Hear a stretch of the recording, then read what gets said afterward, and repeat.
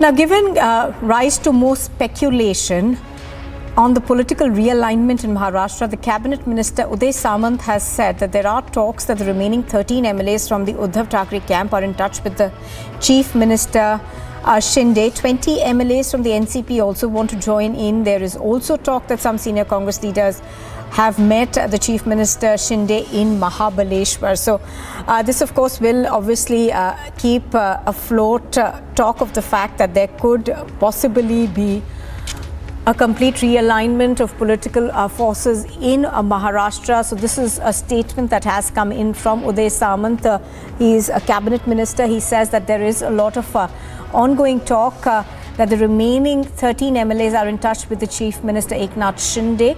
There is also some talk about the fact that 20 MLAs from the NCP are in contact with Shinde. Alisha, I think, is joining us live. She has more details on this. Alisha, obviously this is something that is going to only give rise to more speculation in terms of whether we could see some political changes taking place in Maharashtra very soon. Well, yes, of course, because such statement that we have been listening to many of the leaders, and now you also shifted a leader in the Maharashtra Cabinet Minister Uday Samant was speaking to media stated that there are talks that the remaining 13 MLAs, that is from the Uddhav Thackeray faction, are in touch with the Maharashtra Chief Minister Eknath Shinde. Not only this, but there are 20 MLAs from NCP who also want to join. There are also talks. But it's a statement that Uday Samant is clearly giving a hint that how many MLAs, whether from Uddhav Thackeray faction or from the NCP, as well as there are Congress leaders as well, which met Uddhav Thackeray, which has met Eknath Shinde in Mahabaleshwar, as claimed by Maharashtra Minister. All right, Alisha, over there, stay with us. Let's quickly listen in to what Uday Samant has said. Of course, this is only going to make talk of, talk of some changes in the political crisis that's happening in Maharashtra. Let's listen into what he said. अशा चर्चा भरपूर आहेत. उरलेले 13 देखील शिंदे साहेबांच्या संपर्कात आहेत अशी देखील चर्चा आहे. राष्ट्रवादीचे 20 लोक शिंदे साहेबांच्या संपर्कात आहेत ही देखील चर्चा आहे. काँग्रेसचे बडे नेते काल महाबळेश्वरला शिंदे साहेबांना भेटले ही देखील चर्चा आहे. चर्चा भरपूर होऊ शकतात पण ते सत्यात उतरलं पाहिजे. All right, so Uday Samant, of course, referring to the churn that we are seeing in Maharashtra politics, talking about the fact that there are several senior leaders of various political parties who are in touch with the Chief Minister Eknath Shinde. You are watching Republic TV. On the other side, the Congress President Mallikarjun Kharge hurls poisonous snake insult at the Prime Minister. And another batch of Indian evacuees reaches home. Operation Kaveri is now in full swing.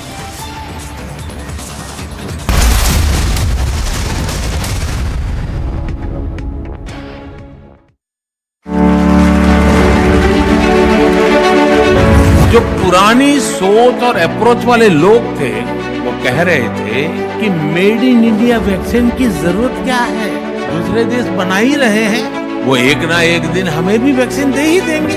लेकिन संकट की घड़ी में भारत ने आत्मनिर्भरता का रास्ता चुना और परिणाम हमारे सामने है। बहुत बड़ा पॉलिटिकल कैपिटल मैंने रिस्क पे लगाया था दोस्तों, सिर्फ और सिर्फ मेरे देश के लिए।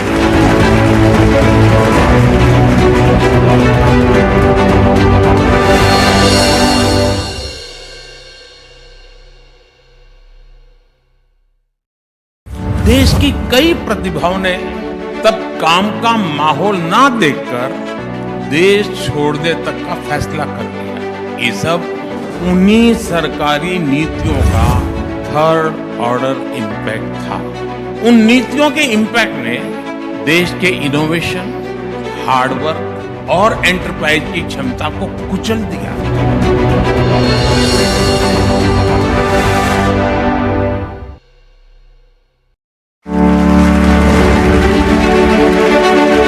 साथियों, साथियों, आज देश में जो बदलाव आ रहा है उसकी दिशा क्या है, इसको मापने का एक तरीका है अर्थव्यवस्था के विकास और विस्तार की गति।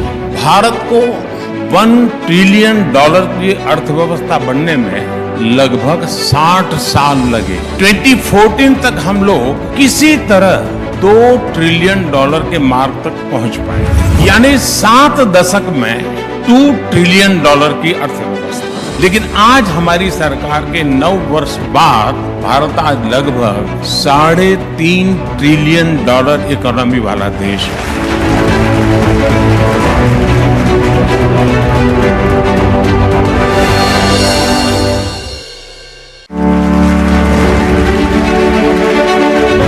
फाइव जी का रोल आउट हुआ है। हम दुनिया में सबसे तेज गति से आगे बढ़े हैं। 5G को लेकर भारत ने जो तेजी दिखाई है, जिस तरह अपनी खुद की टेक्नोलॉजी विकसित की है, उसकी पूरी दुनिया में चर्चा हो रही है।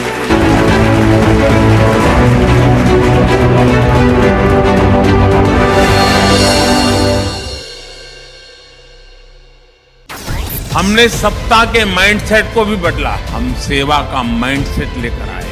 हमने गरीब कल्याण को अपना माध्यम बनाया। हमने तुष्टीकरण नहीं, संतुष्टीकरण को अपना आधार बनाया। इस अप्रोच ने देश के गरीब और मध्यम वर्ग के लिए सुरक्षा का कवच का निर्माण कर दिया।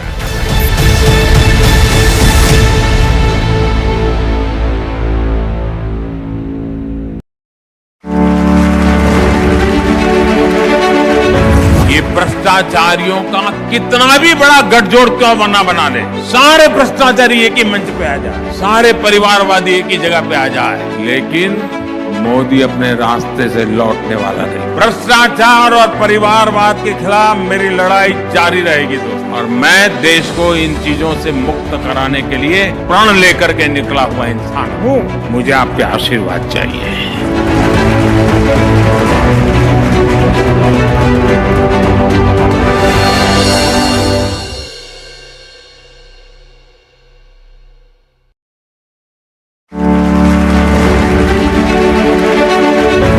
लोगों को मोदी से इतनी परेशानी क्यों है, और आज इसकी वजह मैं भी रिपब्लिक टीवी के दर्शकों को बताना चाहता हूँ। ये जो नाराजगी दिख रही है ना, ये जो बवाल हो रहा है, वो इसलिए है क्योंकि कुछ लोगों की काली कमाई के रास्ते मोदी ने हमेशा हमेशा के लिए बंद कर दिए।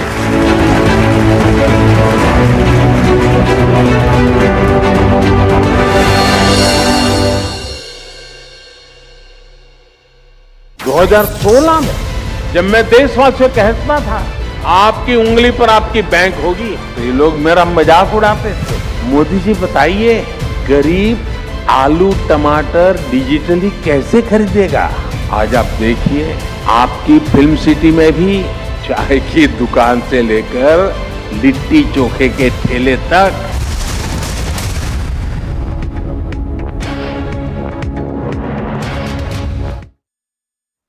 Well, pictures on your screen are of the SCO meeting that is taking place in the national capital. Rajnath Singh, the defense minister, is chairing the defense ministers' meeting. The Chinese defense minister, Li Shangfu, as well as Tajikistan, Iran, Kazakhstan's and Russia's defense ministers are also present at this meeting. Now, the counterparts from Uzbekistan and Kyrgyzstan are also attending the meeting that is being chaired by Rajnath Singh. Now, on the agenda, of course, is the fast-evolving regional security situation, developments of Afghanistan, and ways to boost cooperation in effectively combating terrorism and extremism.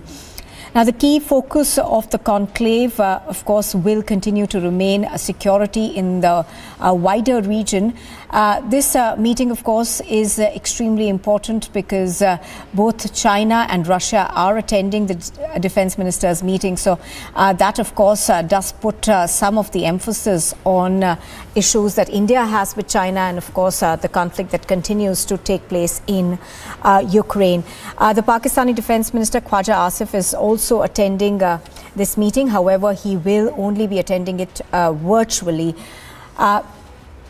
So what we are being told in terms of what is likely to be on the agenda is enhancing coordination among the SCO member countries to effectively combat terrorism and extremism. So that is going to be top priority at this meeting as well. Now, there are, of course, several bilaterals that are also lined up on the sidelines of this. Now, India, of course, was made an observer at the SCO in 2005 and has participating in several ministerial level meetings of the grouping so far.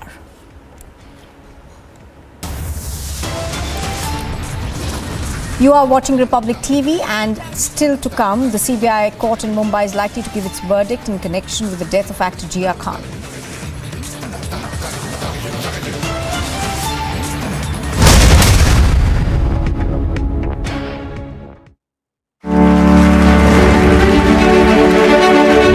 जब हर एक भारतीय की शक्ति लगेगी, हर एक भारतीय का परिश्रम लगेगा, तो विकसित भारत का सपना भी हम जल्द से जल्द पूरा कर पाएंगे। मुझे विश्वास है कि इसी भावना को रिपब्लिक नेटवर्क भी निरंतर सशक्त करता रहेगा। और अब तो अर्नब ने बता भी दिया है, वो ग्लोबली जा रहे हैं, भारत की आवाज को एक नई ताकत मिलेगी। मेरी उनको भी बहुत शुभकामना है।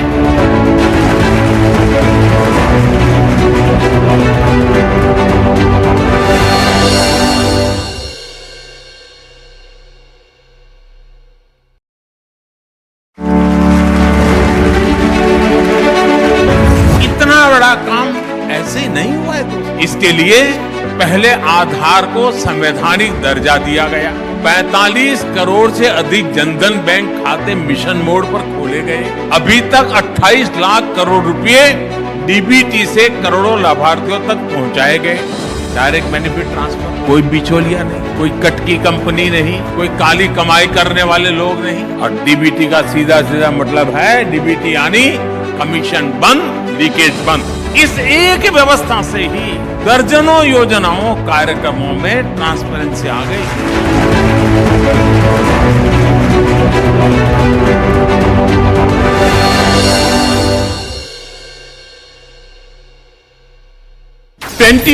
से पहले मनरेगा को लेकर कितनी शिकायतें रहती थी। कई जगहों पर तो एक दिन के काम के बदले 30 दिन तक की हाजिरी दिखाई जा रही है, यानी पैसा कोई और हजम कर रहा था। इसमें किसका नुकसान हो रहा था? गरीब का, मजदूर का।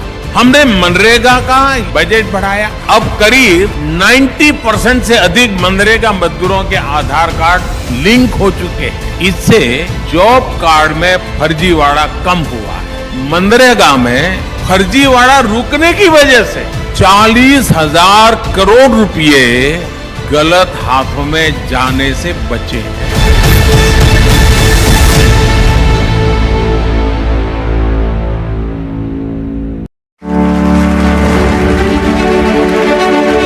अब जो मैं बताने जा रहा हूं वो जानकर रिपब्लिक टीवी के दर्शकों को भी जरूर अच्छा लगेगा। आपको याद होगा 2019 में इसी रिपब्लिक समिट में मैंने कहा था कि पीएम आवास योजना के तहत हमने 5 साल में 1.5 करोड़ परिवारों को घर दिया है। अब यह आंकड़ा बढ़कर 3.25 करोड़ से ज्यादा हो चुका है। इनमें से ज्यादातर घर, उसका मालिकाना हक हमारी माताओं बहनों के नाम पर है। करोड़ों गरीब बहनें, मैं आज बड़े संतोष से कहता हूं, लखपति दीदी बनी।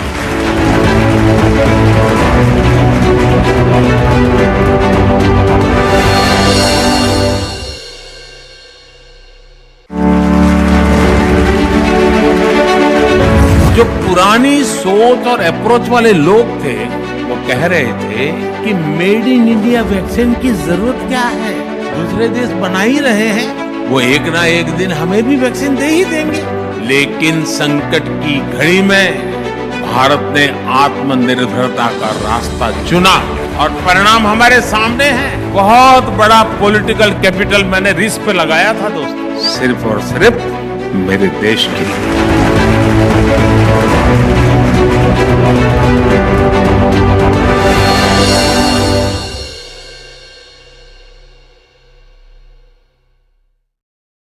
देश की कई प्रतिभाओं ने तब काम का माहौल ना देखकर देश छोड़ने तक का फैसला कर लिया। ये सब उन्हीं सरकारी नीतियों का थर्ड ऑर्डर इम्पैक्ट था। उन नीतियों के इम्पैक्ट ने देश के इनोवेशन, हार्डवर्क और एंटरप्राइज की क्षमता को कुचल दिया।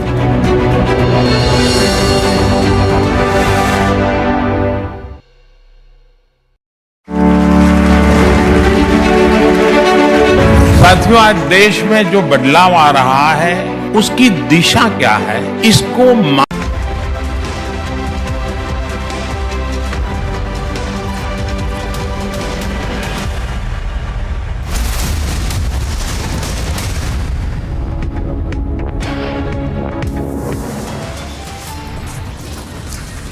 A recap of the top headlines at 10 o'clock this morning. A CBI court will deliver its verdict in the 2013 Jiah Khan death case.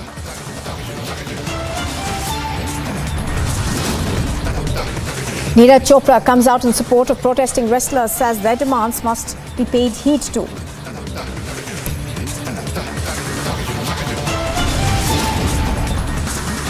Maharashtra Minister hints at a big shake-up in Maharashtra politics, says more Uddhav Thackeray MLAs are in touch with Eknath Shinde.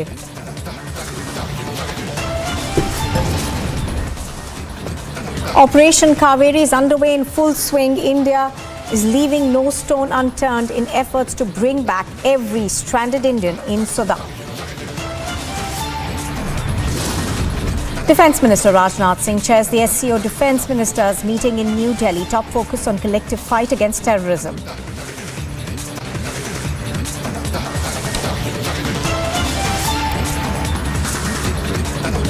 Now, after almost a decade, a special Central Bureau of Investigation court in Mumbai is likely to give its verdict in connection with the death of actor Jiah Khan today.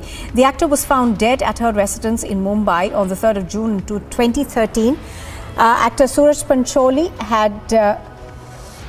was one of the accused in this particular case. So pictures on your screen are of him leaving for the CBI court. Do remember that Jiah Khan's mother has held him responsible for Jiah Khan's death. So today, of course, we are expecting the court to pronounce its verdict in this particular case. Now, this case, of course, had grabbed headlines after Jiah Khan was found dead at her residence. Her mother has alleged that this was murder and not suicide, as had been spoken of earlier. Now, the main allegation that Jiah Khan's mother has made against the actor Suraj Pancholi is the fact that there was physical violence involved. There was verbal abuse. The two of them were in a relationship at the time that Jiah Khan was found dead. Alicia is on the phone line with us. Alicia, we are, of course, expecting the CBI court to pronounce its judgment today in this particular case. Now, the actor's mother, of course, says that she believed that this was murder. Give us more details in terms of what you're expecting.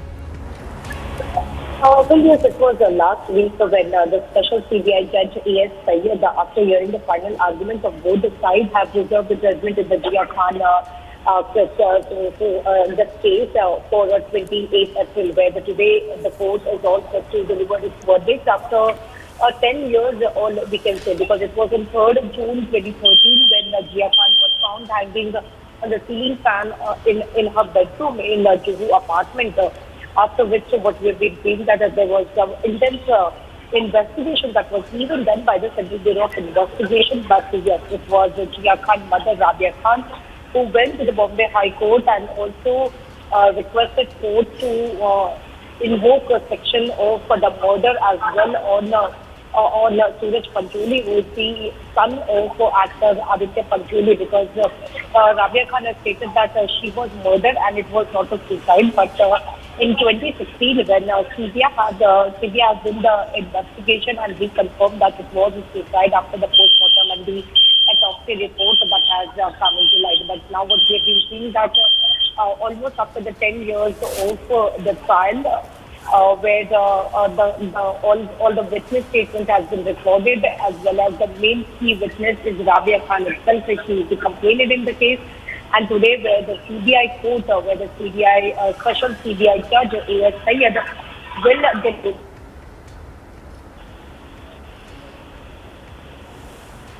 All right. Alicia, of course, is bringing us the latest in terms of what we are expecting at the special CBI court that is in Mumbai. Now, Alicia, give us more details into how long this battle really has been, because it was nearly 10 years ago that she was found dead. And ever since then, of course, her mother has been fighting for what she says is justice, even though, various people from the actor Suraj Pancholi's family say that this is a pure case of suicide.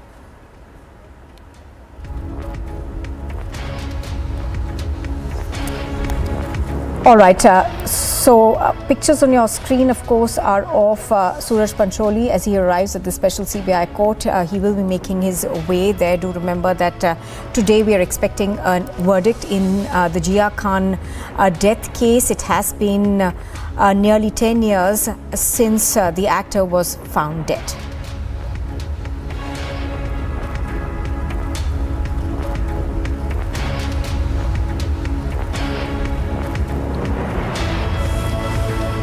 Jiah Khan's mother, of course, has alleged that she believes that this was a murder.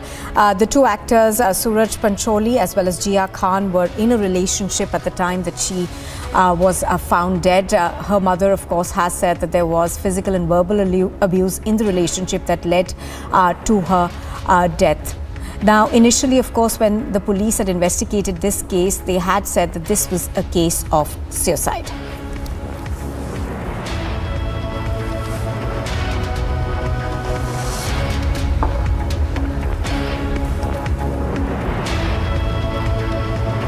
All right, so we are expecting a special CBI court to come out with its verdict in this case. Now, do remember that the CBI was asked to investigate this case after her mother had alleged that there was a cover-up that was involved by the Mumbai police. Thereafter, of course, the CBI had taken over this case. So we are expecting a verdict in the CBI special court today.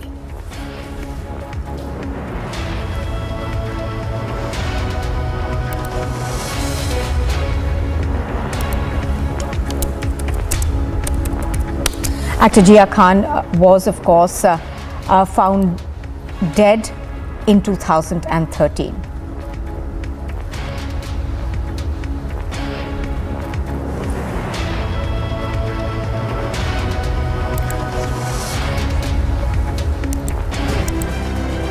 Now, officials involved in preparations of the SCO meeting have said that regional security situation, development of Afghanistan and ways to boost cooperation effectively in combating terrorism and extremism are said to be the key focus of the conclave of defense ministers of the Shanghai Cooperation Organization in Delhi. Donald Trump has hit out at Joe Biden, saying that it is Joe Biden who poses a threat to democracy. This comes after Trump turned his attention to the general election Thursday, using his first campaign appearance since President Joe Biden launched his own re-election bid.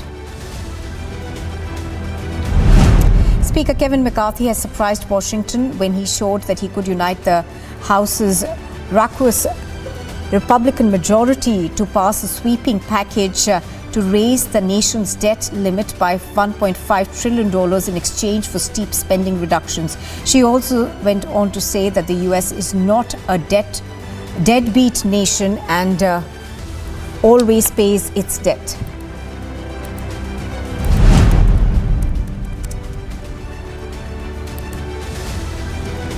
U.S. Vice President Kamala Harris has touted the ties between the U.S. and South Korea as she delivered a toast to the South Korean President Yoon Suk Yeol at the State Department.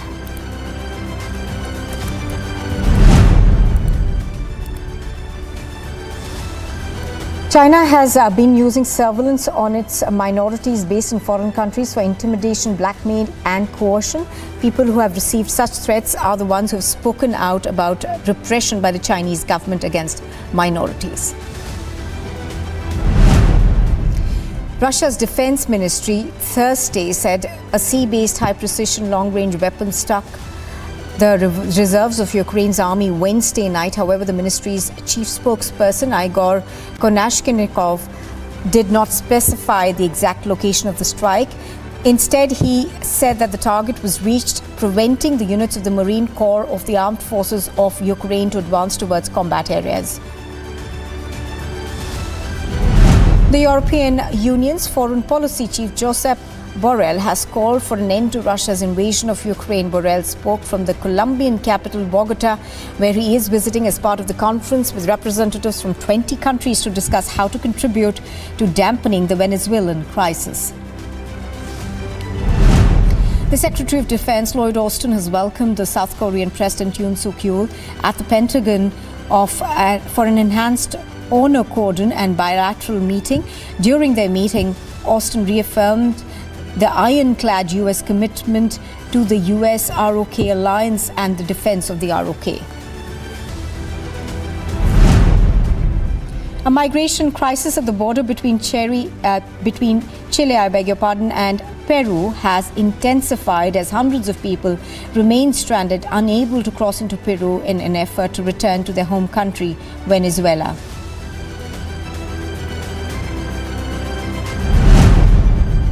Argentina's Vice President Cristina Fernández de Kirchner has questioned the agreement with the International Monetary Fund to refinance national debt. She said that the deal is a prefabricated solution that is applied like a monothematic recipe to all countries.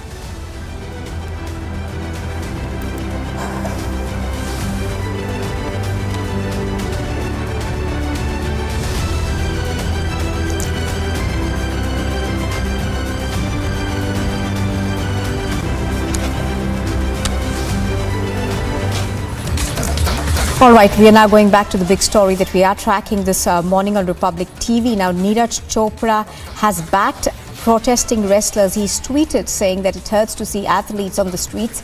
The issue must be dealt with in a different way and authorities must act promptly. Now, do remember that the wrestlers have hit the streets of Jantar Mantar yet again, saying that their demands have not been fulfilled. Now, one of the key demands that the wrestlers, of course, have put forward is the fact that they want an FIR to be lodged by the Delhi police in a case of sexual harassment by Brij Bhushan Singh against various female wrestlers. Let's go across to Madhurima, who has all the details. Madhurima, even as there are top athletes in the country who are speaking in favor of the wrestlers, we see little action on the ground in terms of authorities essentially assuaging their demands. But what are you picking up? Is there going to be any movement today from the Wrestling Federation?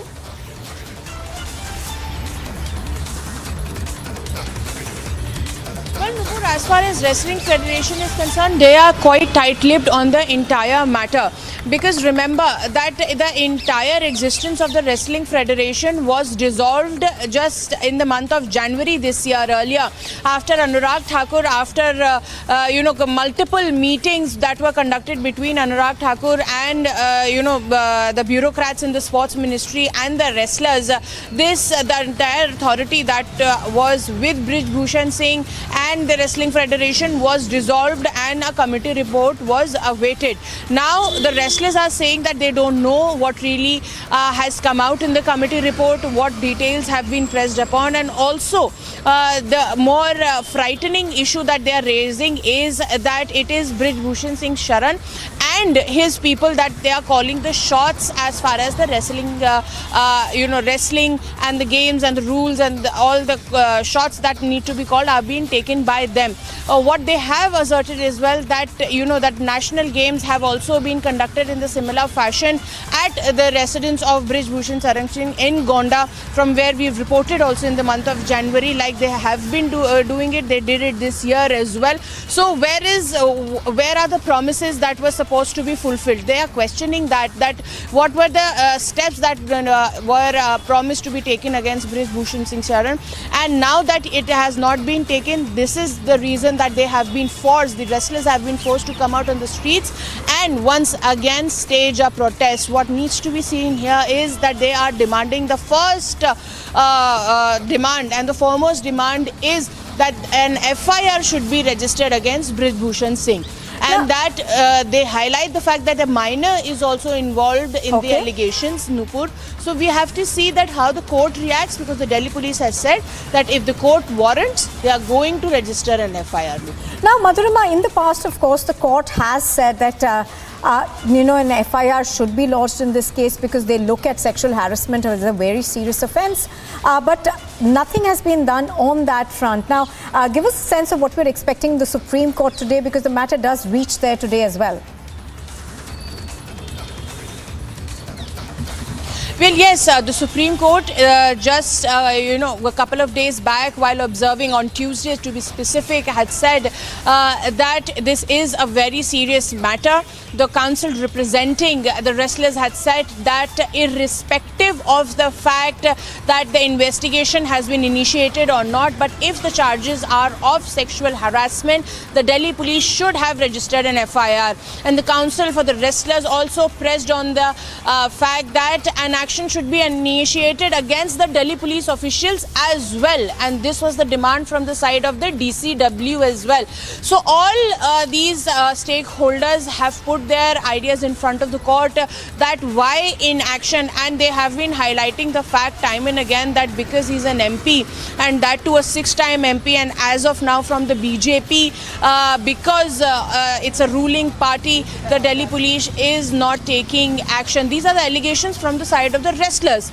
But the Delhi police are saying that they need to first investigate the matter, find some ground for the FIR, and then only that they can do it. But we'll have to see how the court responds, because last time as well the court dubbed the entire matter as very serious. They said it's a grave issue and this needs attention, and which is why a notice was issued to the Delhi police officials. The matter would be somewhere heard around 1 o'clock or post lunch, because it's matter number 51 in the Supreme Court. So we'll have to see what the Delhi police has said in their FIR and what was the reason for them not taking cognizance of such serious allegations of sexual harassment. All right.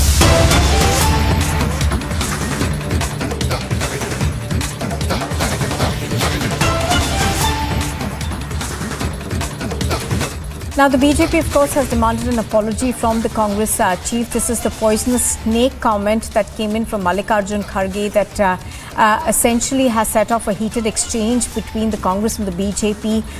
The Congress leader, of course, did say that he did not intend for that remark to be made against the Prime Minister. But the BJP has said that this is an abuse against the Prime Minister, and that the Congress will not be forgiven, and that people will not forget this abuse coming in from Mallikarjun Kharge. Prajwal is reporting live on it. We'll go across to him in just a bit. But first, let's listen in to the comment that came in from B.S. Yediyurappa.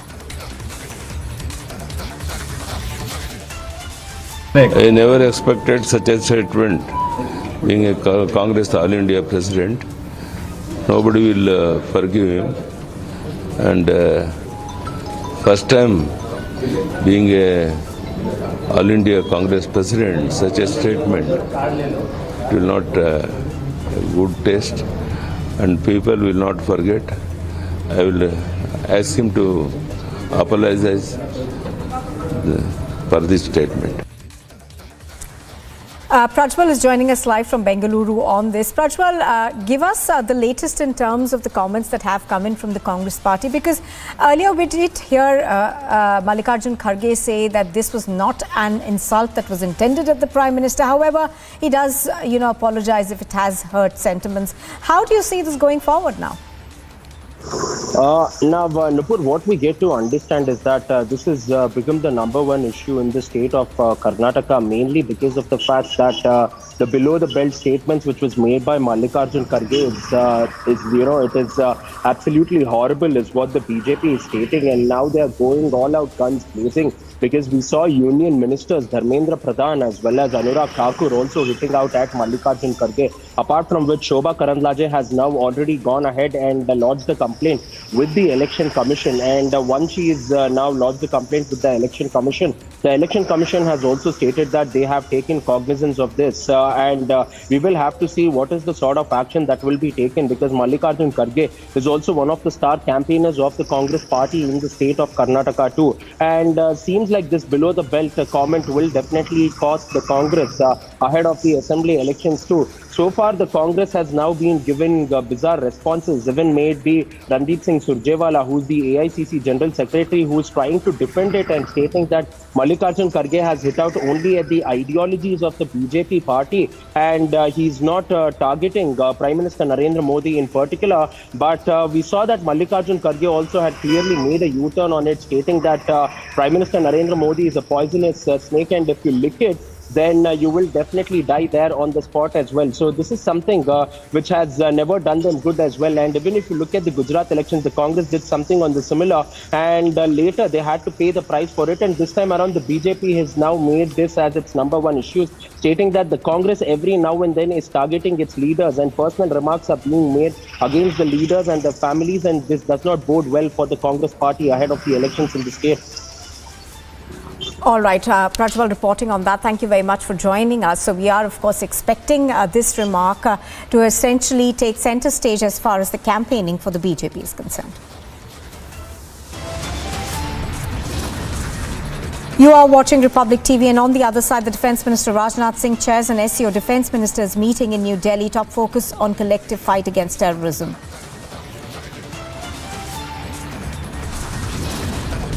And Maharashtra minister hits at the big shake-up in Maharashtra politics.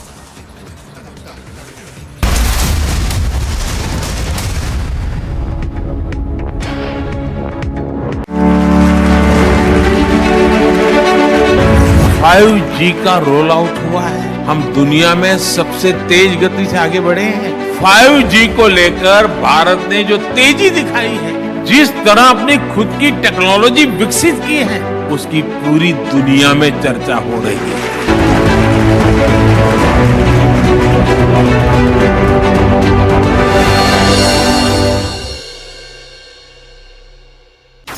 हमने सत्ता के mindset को भी बदला, हम सेवा का mindset लेकर आए। हमने गरीब कल्याण को अपना माध्यम बनाया। हमने तुष्टीकरण नहीं, संतुष्टीकरण को अपना आधार बनाया। इस अप्रोच ने देश के गरीब और मध्यम वर्ग के लिए सुरक्षा का कवच का निर्माण कर दिया।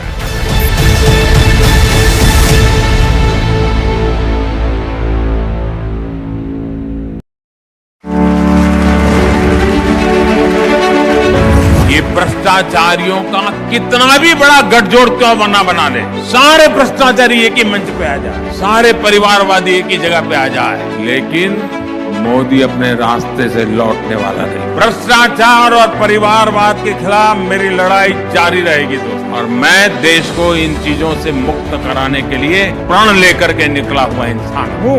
मुझे आपके आशीर्वाद चाहिए।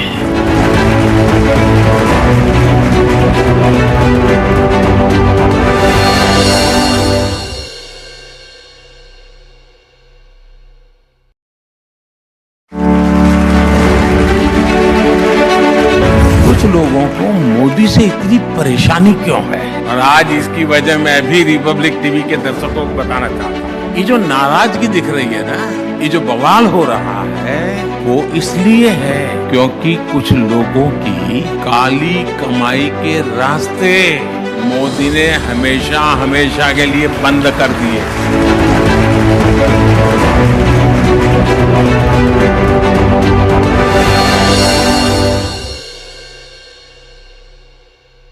2016 में जब मैं देशवासियों को कहता था आपकी उंगली पर आपकी बैंक होगी, तो ये लोग मेरा मजाक उड़ाते थे।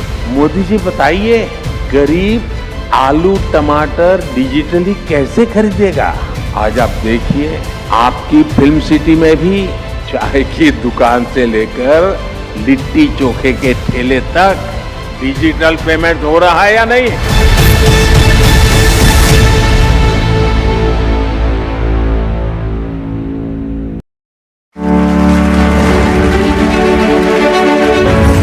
कुछ समय पहले IMF का एक रिपोर्ट आया जो है, एक वर्किंग पेपर, शायद आपने जरूर देखा। ये रिपोर्ट बताती है कि ऐसी योजनाओं के कारण महामारी के बावजूद भारत में एक्सट्रीम पॉवर्टी खत्म होने की कगार पर है, और यही तो ट्रांसफॉर्मेशन है।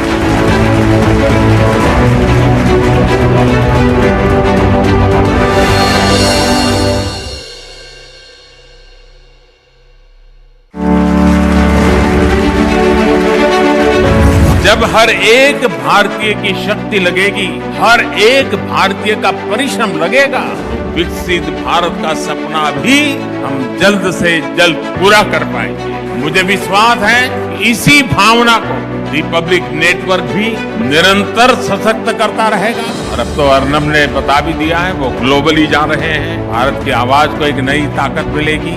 मेरी उनको भी बहुत शुभकामना है।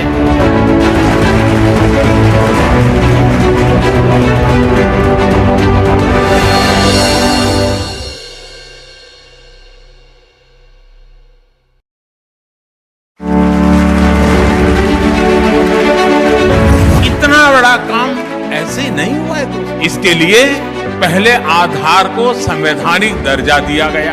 45 करोड़ से अधिक जनधन बैंक खाते मिशन मोड पर खोले गए।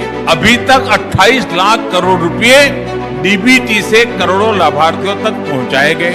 डायरेक्ट बेनिफिट ट्रांसफर, कोई बिचौलिया नहीं, कोई कट की कंपनी नहीं, कोई काली कमाई करने वाले लोग नहीं, और डीबीटी का सीधा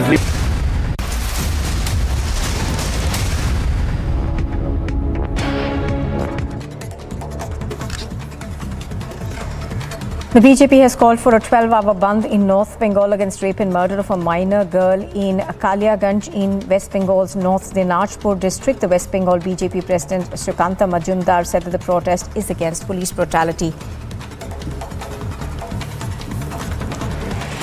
A BJP worker in Baruna identified as Nagesh has alleged that he was beaten up by nephews of Siddharamaiah when he was canvassing for the BJP leader V. Somanna in Karnataka. Nagesh, who was injured during the clash, has been admitted to a nearby hospital and is undergoing treatment. A complaint has been filed against Siddharamaiah's nephews.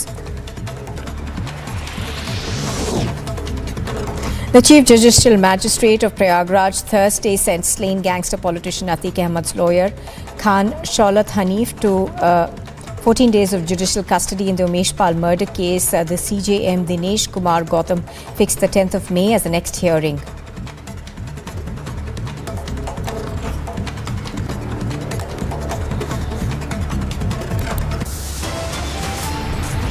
You are with Republic TV, and on the other side, the Maharashtra minister hints at a big shake-up in Maharashtra politics.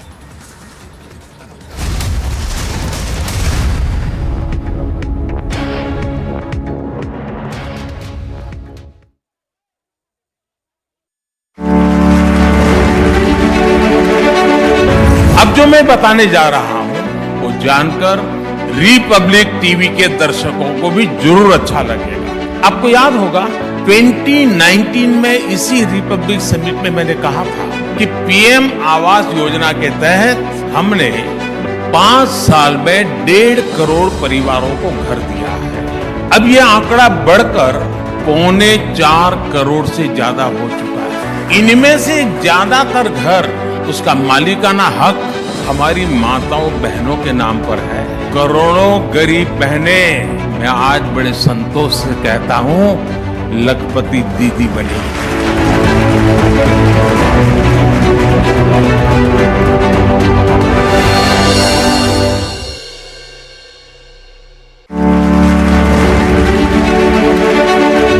जो पुरानी सोच और approach वाले लोग थे, वो कह रहे थे कि मेड इन इंडिया वैक्सीन की जरूरत क्या है, दूसरे देश बना ही रहे हैं, वो एक ना एक दिन हमें भी वैक्सीन दे ही देंगे। लेकिन संकट की घड़ी में भारत ने आत्मनिर्भरता का रास्ता चुना और परिणाम हमारे सामने है। बहुत बड़ा पॉलिटिकल कैपिटल मैंने रिस्क पे लगाया था दोस्तों, सिर्फ और सिर्फ मेरे देश के लिए।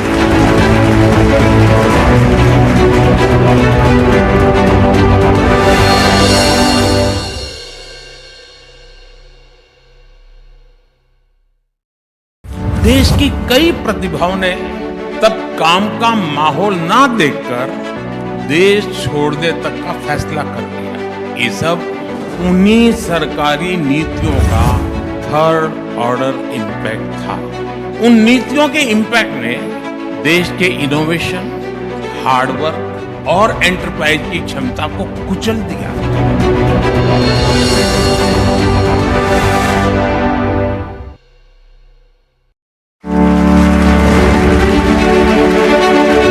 साथियों, आज देश में जो बदलाव आ रहा है उसकी दिशा क्या है, इसको मापने का एक तरीका है अर्थव्यवस्था के विकास और विस्तार की गति। भारत को $1 ट्रिलियन की अर्थव्यवस्था बनने में लगभग 60 साल लगे। 2014 तक हम लोग किसी तरह $2 ट्रिलियन के मार्क तक पहुंच पाए, यानी 7 दशक में $2 ट्रिलियन की अर्थव्यवस्था। लेकिन आज हमारी सरकार के 9 वर्ष बाद भारत आज लगभग $3.5 ट्रिलियन इकोनॉमी वाला देश है।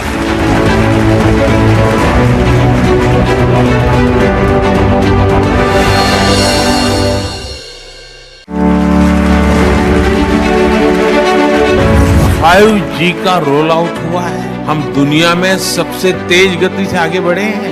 5G को लेकर भारत ने जो तेजी दिखाई है, जिस तरह अपनी खुद की टेक्नोलॉजी विकसित की है, उसकी पूरी दुनिया में चर्चा हो रही है।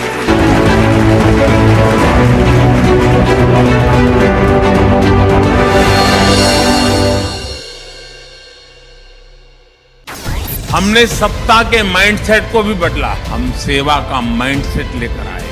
हमने गरीब कल्याण को अपना माध्यम बनाया। हमने तुष्टीकरण नहीं, संतुष्टीकरण को अपना आधार बनाया। इस अप्रोच ने देश के गरीब और मध्यम वर्ग के लिए सुरक्षा का कवच का निर्माण कर दिया।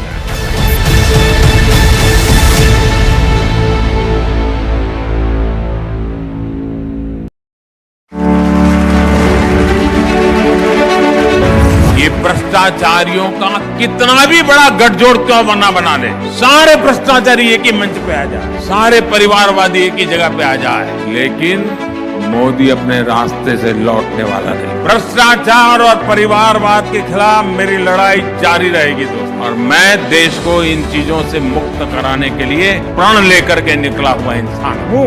मुझे आपके आशीर्वाद चाहिए।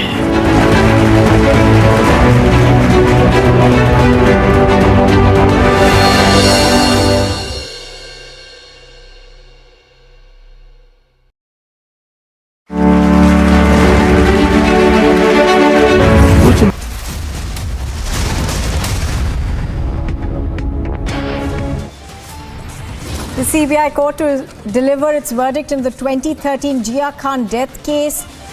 D-Day for actor Suraj Pancholi. Neeraj Chopra comes out in support of protesting wrestlers as their demands must be paid heed to.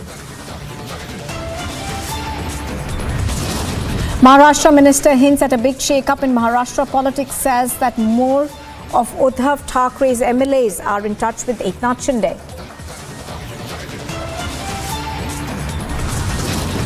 Operation Kaveri is underway in full swing, India leaving no stone unturned in efforts to bring back every Indian stranded in Sudan. The Defence Minister Rajnath Singh chairs an SCO Defence Ministers meeting in New Delhi, top focus on collective fight against terrorism.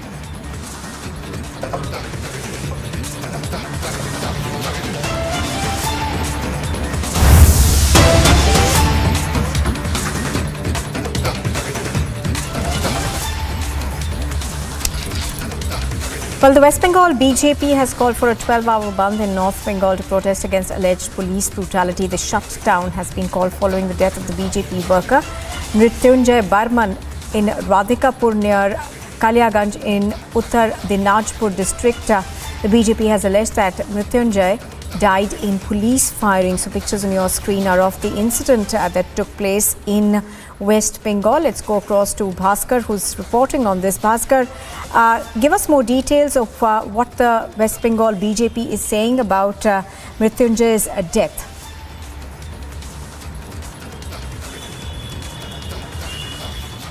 Well, Nupur, allegedly one young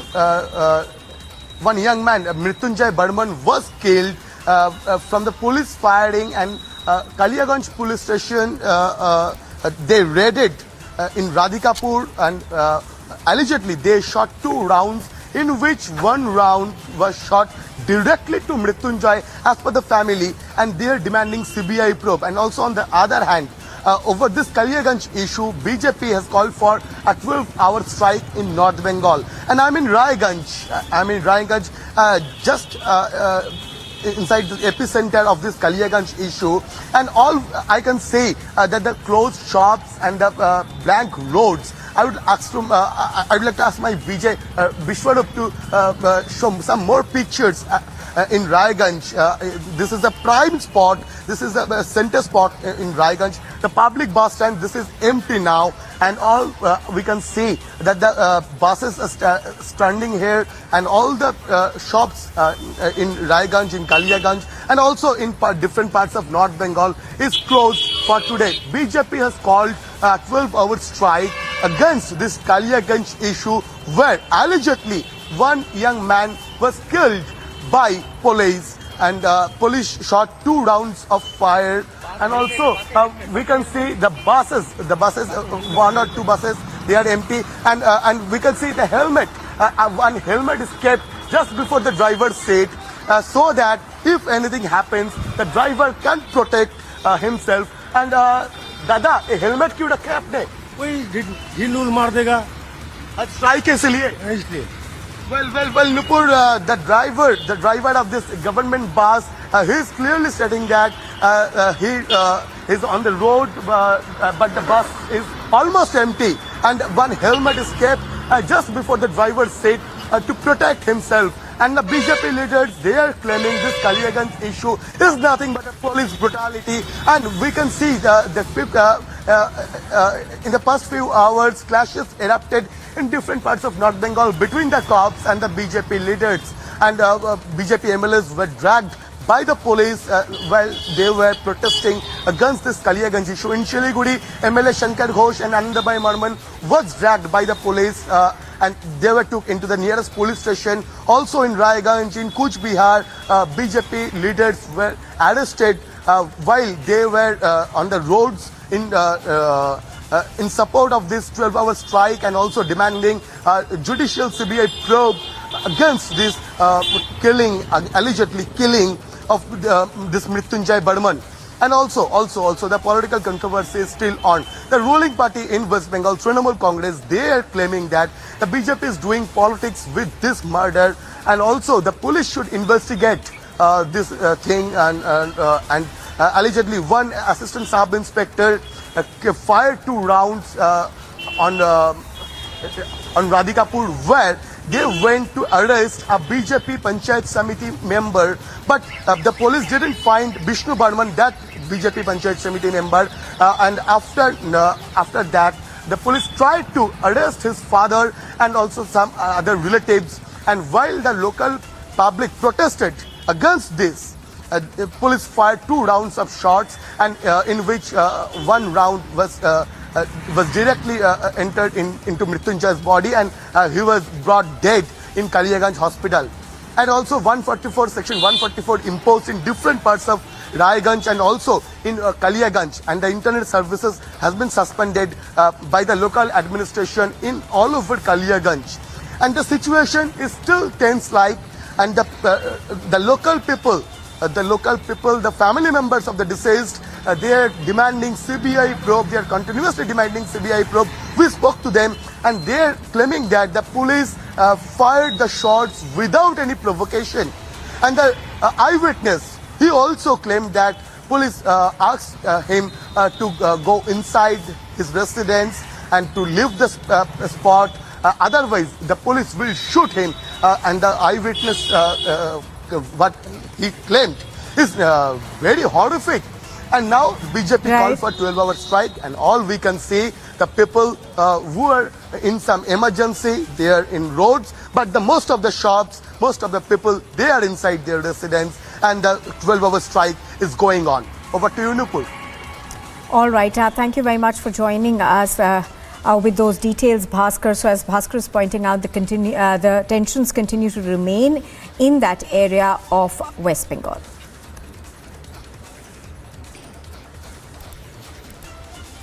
Well, almost a decade after the actor Jiah Khan was found dead at her residence in Mumbai, a CBI court will today deliver its verdict in the case. Now, the case will also, of course, be a decider for actor Suraj Pancholi, who has been accused in this case. Pictures on your screen are of Suraj Pancholi now making his way to the special CBI court in Mumbai. We're going to try and go across to Alicia, who's reporting on this. She joins us from Mumbai. Alicia, give us a sense of what we are expecting today. Of course, the CBI court had reserved its verdict in the last hearing.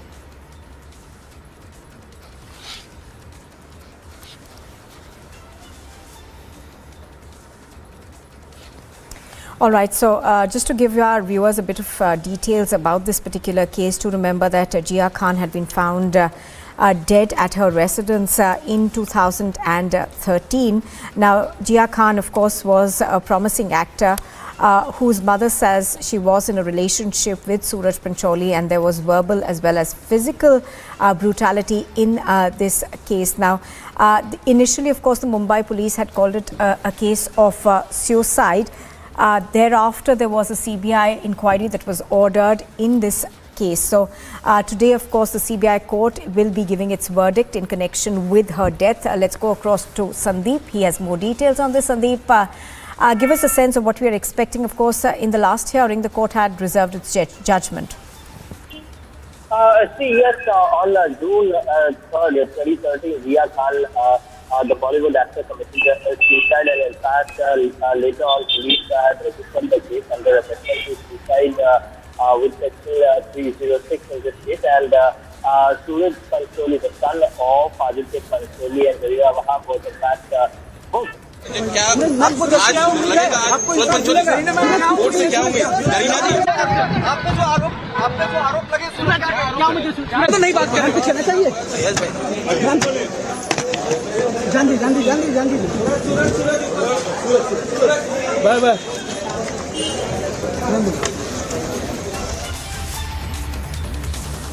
Well, that is, of course, Suraj Pancholi, who has made his way to court over there now. We are expecting a verdict in this case. Now, the CBI had begun investigating this case after directions from the Bombay High Court. Rabia Khan, who is the mother of Jiah Khan, had moved the Bombay High Court seeking a CBI probe into the case, alleging that her daughter had been murdered. Do remember that Jiah Khan was found hanging in her home in Juhu in June of 2013.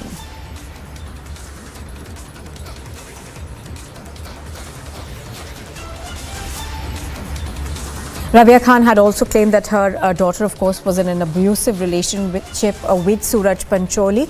Suraj Pancholi and Jiah Khan allegedly started dating in September of 2012.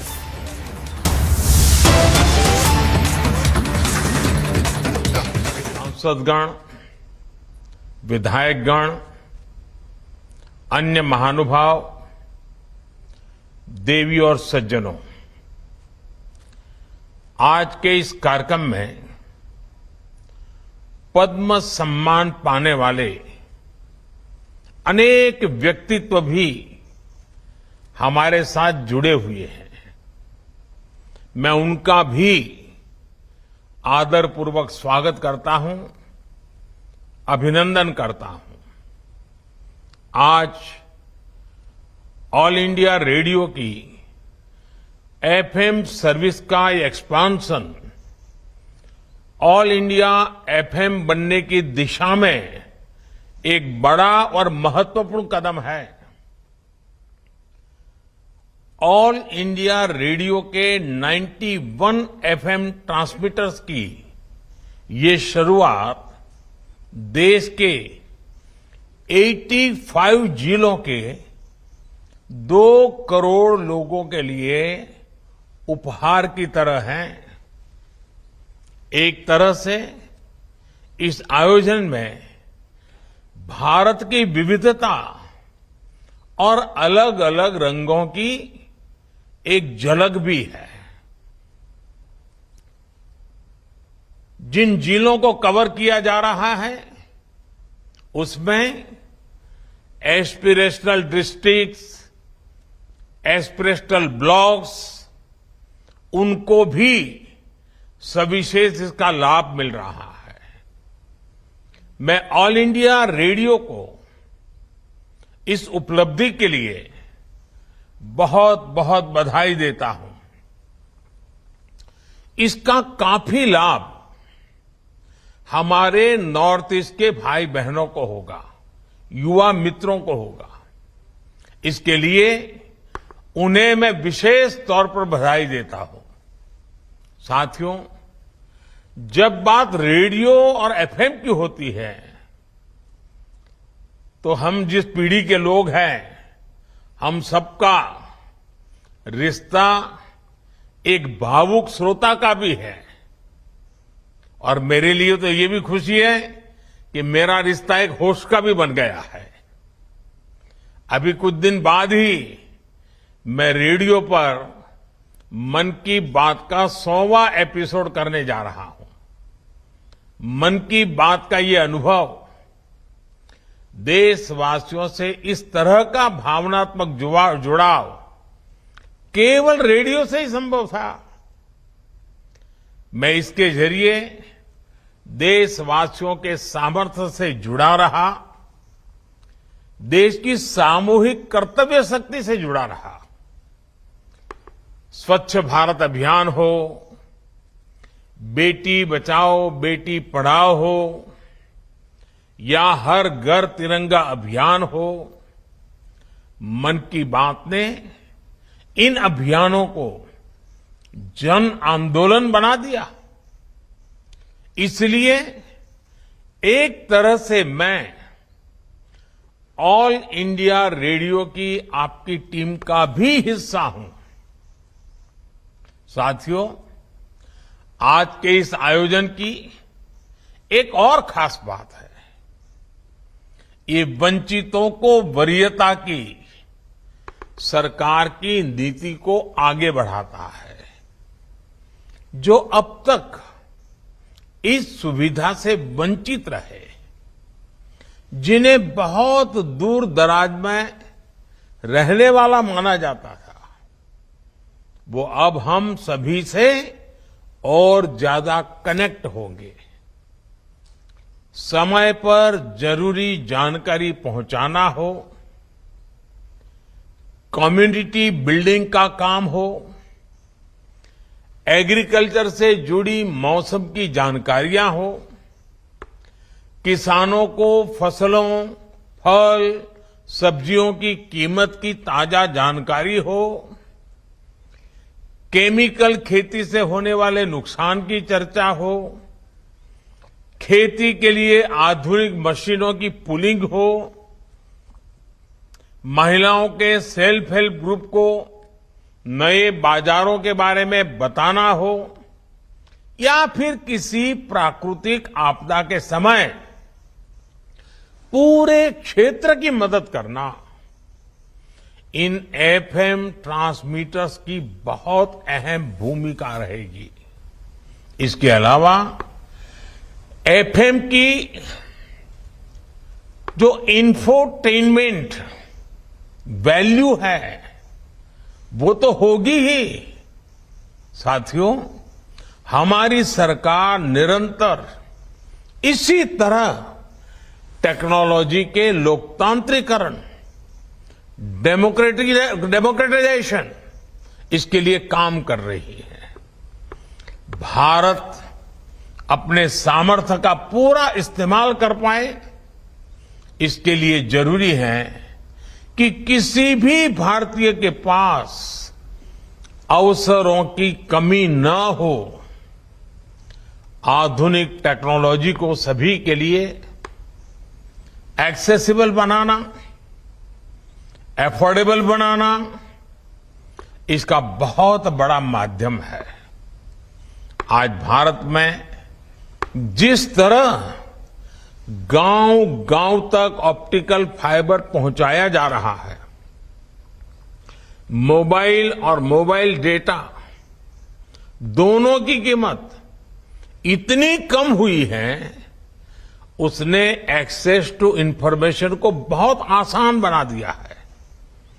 आजकल हम देखते हैं देश के कोने-कोने में, गांव-गांव में नए डिजिटल एंटरप्रेन्योर्स बन रहे हैं। गांव के युवा गांव में रहते हुए ही डिजिटल टेक्नोलॉजी का लाभ उठाकर कमाई कर रहे हैं। इसी तरह जब हमारे छोटे दुकानदारों को, रेहड़ी पटरी वाले साथियों को इंटरनेट और यूपीआई से मदद मिली तो उन्होंने बैंकिंग सिस्टम का लाभ लेना भी शुरू कर दिया। आज टेक्नोलॉजी की मदद से हमारे मछुआरे साथियों को मौसम संबंधी सही जानकारी सही समय पर मिलती है। आज टेक्नोलॉजी की मदद हमारे लघु उद्यमी अपने प्रोडक्ट्स देश के कोने कोने में बेच पा रहे हैं। इसमें गवर्नमेंट ई मार्केट प्लेस यानी जेम से भी उन्हें मदद मिल रही है। साथियों, बीते वर्षों में देश में जो टेक रिवॉल्यूशन हुआ है उसने रेडियो और विशेषकर एफएम को भी नए अवतार में गढ़ा है। इंटरनेट के कारण रेडियो पिछड़ा नहीं बल्कि ऑनलाइन एफएम के जरिए, पॉडकास्ट के जरिए इनोवेटिव तरीके से सामने उभर करके आया है। यानी डिजिटल इंडिया ने रेडियो को नए लिसनर्स भी दिए हैं और नई सोच भी दी है। यही रिवॉल्यूशन आप संचार के हर माध्यम में देख सकते हैं। जैसे आज देश के सबसे बड़े DTH platform DD free dish की सेवा 4 करोड़ 30 लाख घरों में पहुंच रही है। देश के करोड़ों ग्रामीण घरों में, बॉर्डर के पास वाले इलाकों में आज दुनिया की हर सूचना रियल टाइम में पहुंच रही है। समाज का जो वर्ग दशकों तक कमजोर और वंचित रहा, उसे भी फ्री डिश से एजुकेशन और एंटरटेनमेंट की सुविधा मिल रही है।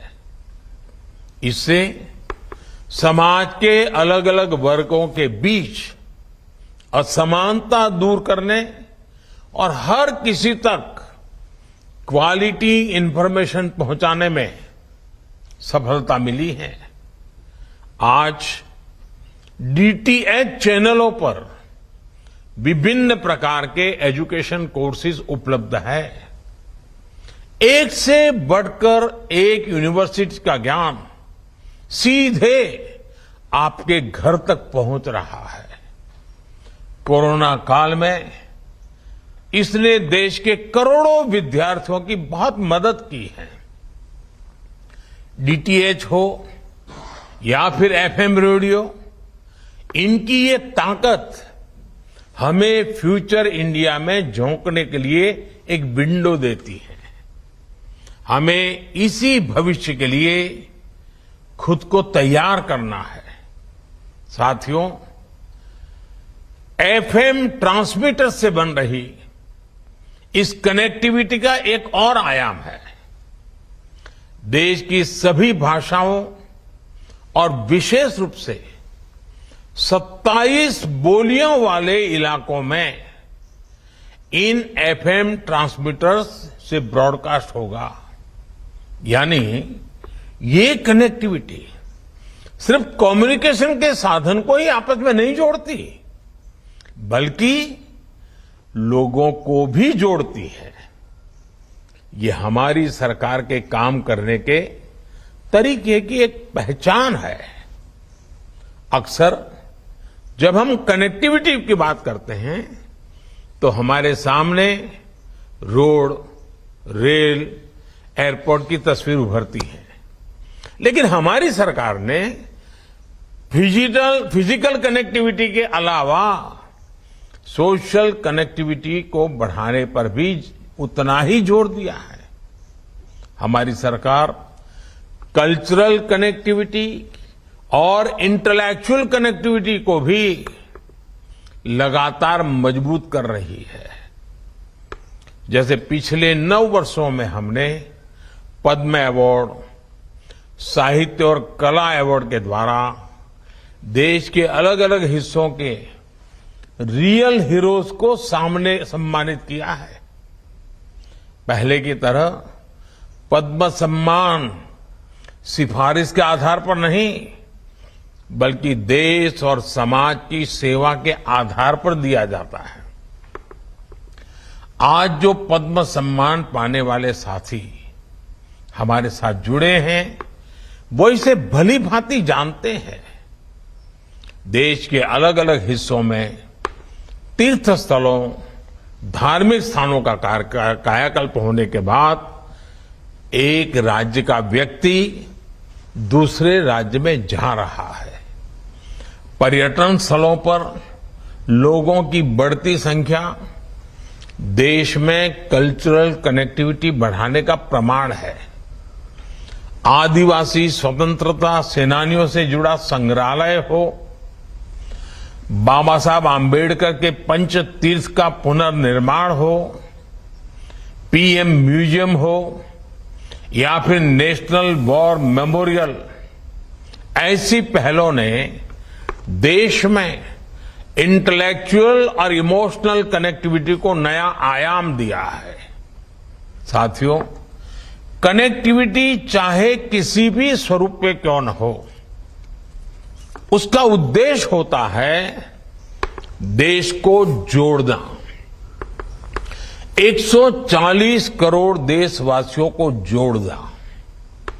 ऑल इंडिया रेडियो जैसे सभी कम्युनिकेशन चैनल्स के लिए भी यही विजन होना चाहिए, यही मिशन होना चाहिए। मुझे विश्वास है आप इस विजन को लेकर इसी तरह आगे बढ़ते रहेंगे।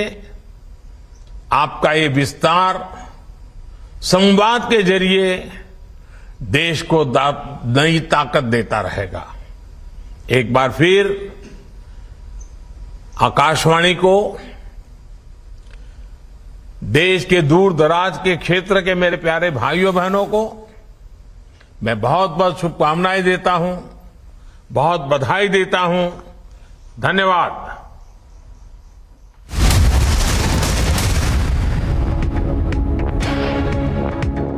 2016 में जब मैं देशवासियों को कहता था आपकी उंगली पर आपकी बैंक होगी, तो ये लोग मेरा मजाक उड़ाते थे। मोदी जी बताइए, गरीब आलू टमाटर डिजिटली कैसे खरीदेगा? आज आप देखिए, आपकी फिल्म सिटी में भी चाय की दुकान से लेकर लिट्टी चोखे के ठेले तक डिजिटल पेमेंट हो रहा है या नहीं?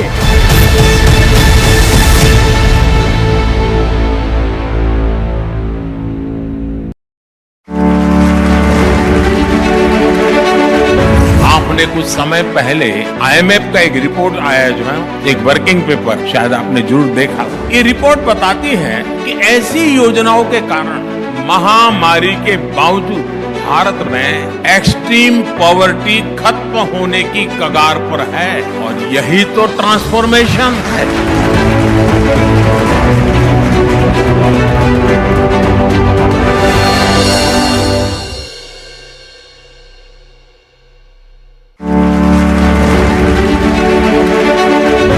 जब हर एक भारतीय की शक्ति लगेगी, हर एक भारतीय का परिश्रम लगेगा, विकसित भारत का सपना भी हम जल्द से जल्द पूरा कर पाएंगे। मुझे विश्वास है कि इसी भावना को रिपब्लिक नेटवर्क भी निरंतर सशक्त करता रहेगा। और अब तो अर्नब ने बता भी दिया है, वो ग्लोबली जा रहे हैं। भारत की आवाज को एक नई ताकत मिलेगी। मेरी उनको भी बहुत शुभकामना है।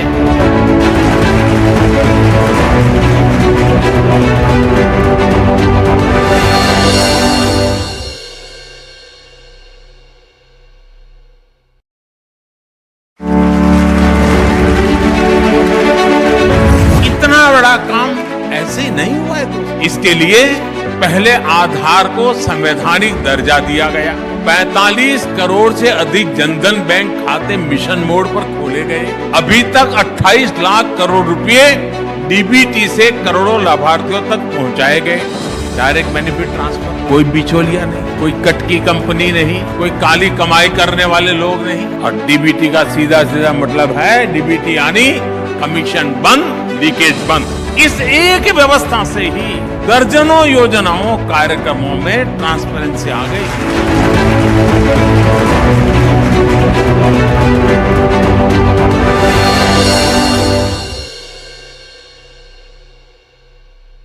(2014) से पहले मनरेगा को लेकर कितनी शिकायतें रहती थी। कई जगहों पर तो एक दिन के काम के बदले 30 दिन तक की हाजिरी दिखाई जा रही है, यानी पैसा कोई और हजम कर रहा था। इसमें किसका नुकसान हो रहा था? गरीब का, मजदूर का।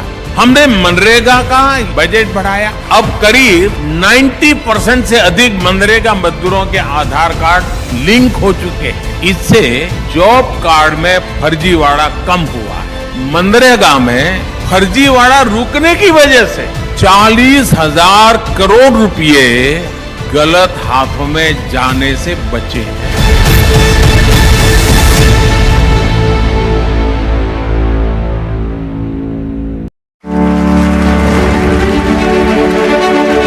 अब जो मैं बताने जा रहा हूं वो जानकर रिपब्लिक टीवी के दर्शकों को भी जरूर अच्छा लगेगा। आपको याद होगा 2019 में इसी रिपब्लिक समिट में मैंने कहा था कि पीएम आवास योजना के तहत हमने 5 साल में 1.5 करोड़ परिवारों को घर दिया है।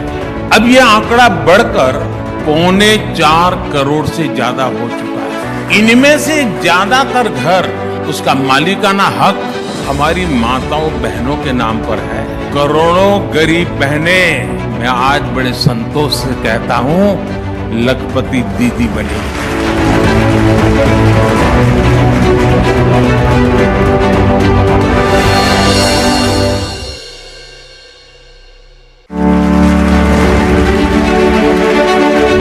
जो पुरानी सोच और अप्रोच वाले लोग थे वो कह रहे थे कि मेड इन इंडिया वैक्सीन की जरूरत क्या है, दूसरे देश बना ही रहे हैं, वो एक ना एक दिन हमें भी वैक्सीन दे ही देंगे।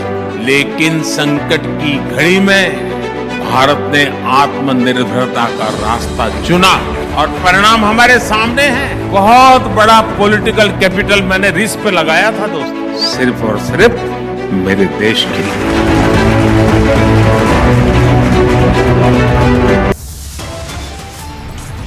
Top headlines at 11 a.m. CBI court to deliver verdict in 2013 Jiah Khan death case. D-Day for actor Suraj Pancholi. Neeraj Chopra comes out in support of protesting wrestlers, says their demands must be paid heed to.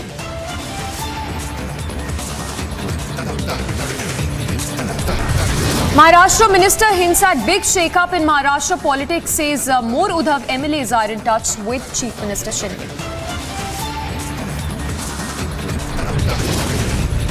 Operation Kaveri underway in full swing, India leaving no stone unturned in efforts to bring back every Indian stranded in Sudan. Defence Minister Rajnath Singh chairs SCO Defence Ministers meet in the national capital. Top focus on collective fight against terrorism.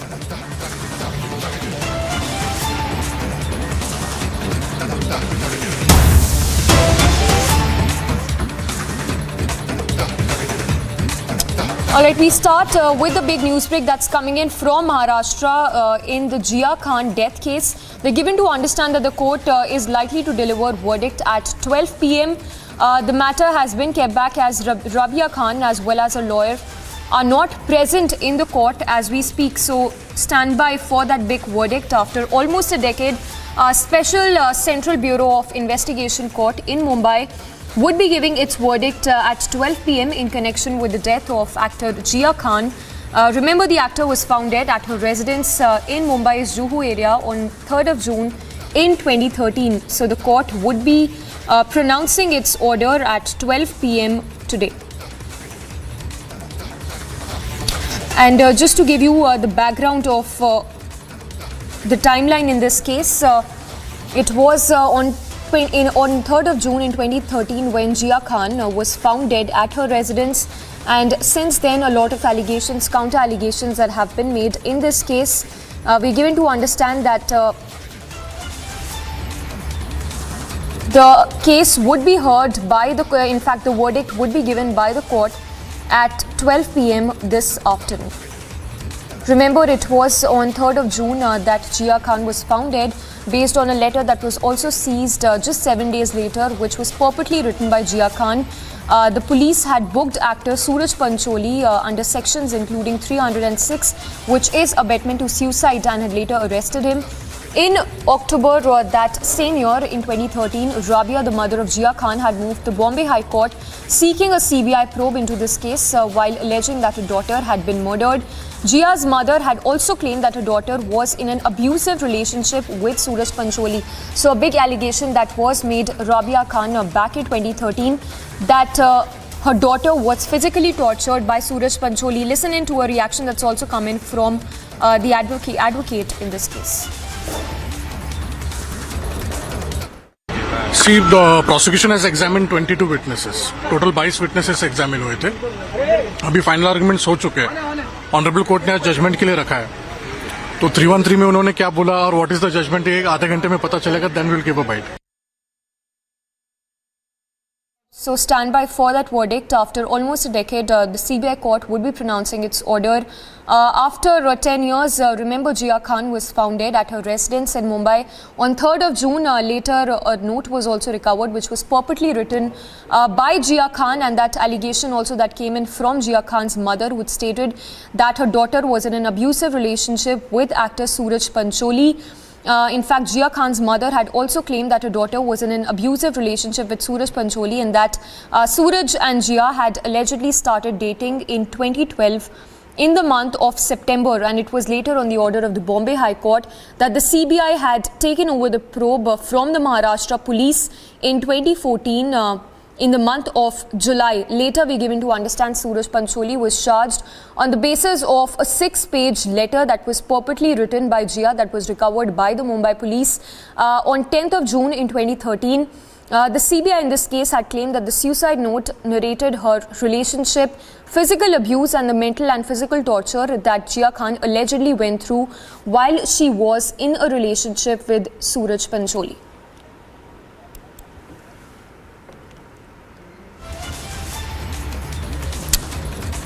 And a quick roundup of news and brief from across the country. The BJP has called for a 12-hour bandh in North Bengal against rape and murder of a minor girl in Kaliaganj in West Bengal's North Dinajpur district. The West Bengal BJP president Sukanta Majumdar has said that the protest is against police brutality on common people.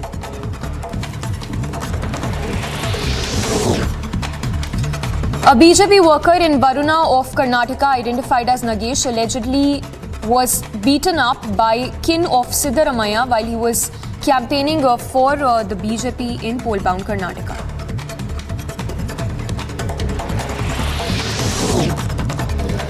The Chief Judicial Magistrate of Prayagraj on Thursday sent slain gangster politician Atiq Ahmed's lawyer to 14-day judicial custody in Umesh Pal murder case.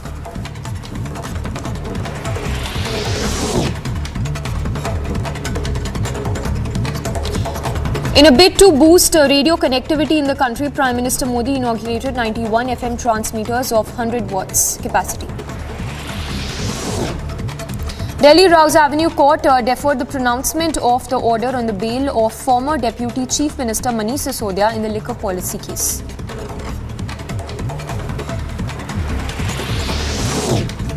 Meanwhile, the special CBI judge would be pronouncing the order in Jiah Khan death case at 12 p.m. today.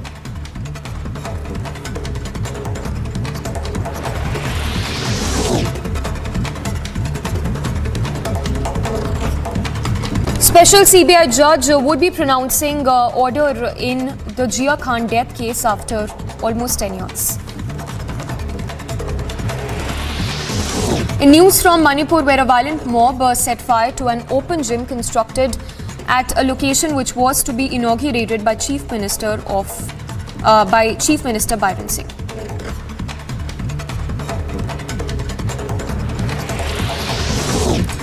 Meanwhile, BJP senior leader K.S. Ishwarappa sparked a controversy after he stopped the Tamil Nadu state song from being played at a campaign meet in Shivamoga of Karnataka. And the 10th batch of 135 Indian citizens who were stranded in conflict-ridden Sudan have successfully departed from Port Sudan on an IAF C-130J flight.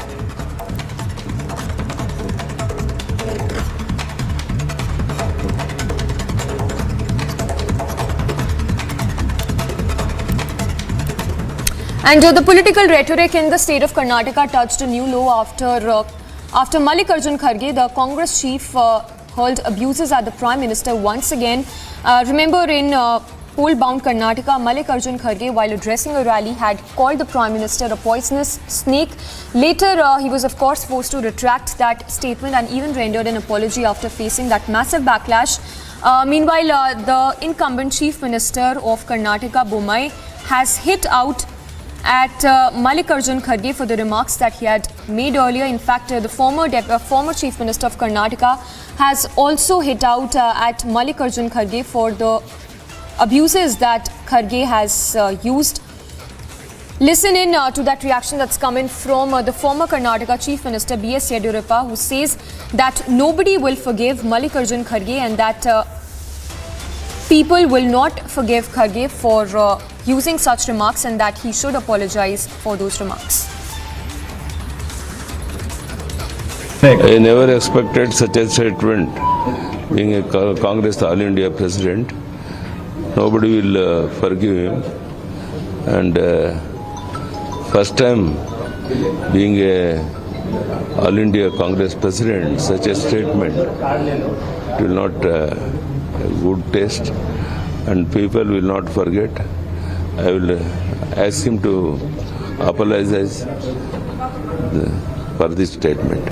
You heard B.S. Yediyurappa seeking an apology from Mallikarjun Kharge. Prajwal, of course, joining us. Prajwal, we understand that Mallikarjun Kharge has, of course, apologized, saying that he did not mean and that his statements were misconstrued. Can we expect the BJP to take this matter up with the Election Commission of Karnataka? Samiksha, in fact, they have already done this. They have already taken up this matter to the Election Commission of India now with the Union Minister Shobha Karandlaje, who late night went ahead and filed a complaint against the AICC President and Congress Chief Mallikarjun Kharge, stating that strict action will have to be taken against him because he's not only attacking an individual from a political party, but he's also attacking the Prime Minister of India, that is Narendra Modi, and therefore it will have to be action will have to be taken. Because of this, he might go on and create hatred as well, is something which has now been mentioned by the BJP again. And we are also expecting shortly that there will be another delegation of the BJP which will go on to approach the Election Commission and ask them to take campaign. As of now, this particular complaint which has now been given by the Union Minister is already under scrutiny too, because Mallikarjun Kharge, remember, is not only campaigning for the Congress just as a political leader or an AICC president, but he's also on the list of the top star campaigners for the Congress in the party of in the state of Karnataka, and he'll be campaigning in several regions. Even though he has he has admitted to his fault, even that apology was somewhere he stated that he apologizes for it, but his his statements are basically being misinterpreted by the media as well. This is something which he pinned the blame on the media outright, but he was clearly caught out there in the open calling Prime Minister Narendra Modi a poisonous snake, and he's also gone on to state that if you lick it, you will die instantly. So this is something very distasteful over here and below the belt comments, and this will definitely hurt the Congress in the state as well. And Chief Minister Basavaraj Bommai, in fact, now we are getting in reaction here, Samiksha, that he's again spoken in Hubballi today, and he stated that even in the Gujarat elections, the Congress had gone on to target the Prime Minister, and in fact the BJP ended up getting more votes. And this shows how the Congress's personality is, because they treat the people they treat the people as well, and they only consider them as a vote bank. So all said and done, yes, the complaint has already been filed with the Election Commission, but we are expecting that another delegation of the BJP will shortly be approaching, demanding action against Mallikarjun Kharge and to stop him from campaigning in any other assembly constituency. All right, Prajwal, thank you for the moment. So just a slip of tongue there, the Election Commission of India has taken cognizance, with the BJP now having taken up the matter with the ECI. In this case, let's see how this pans out for the Congress in the upcoming polls. For now, a very short break. Operation Kaveri underway in full swing. India leaves no stone unturned in efforts to bring back every Indian stranded in Sudan.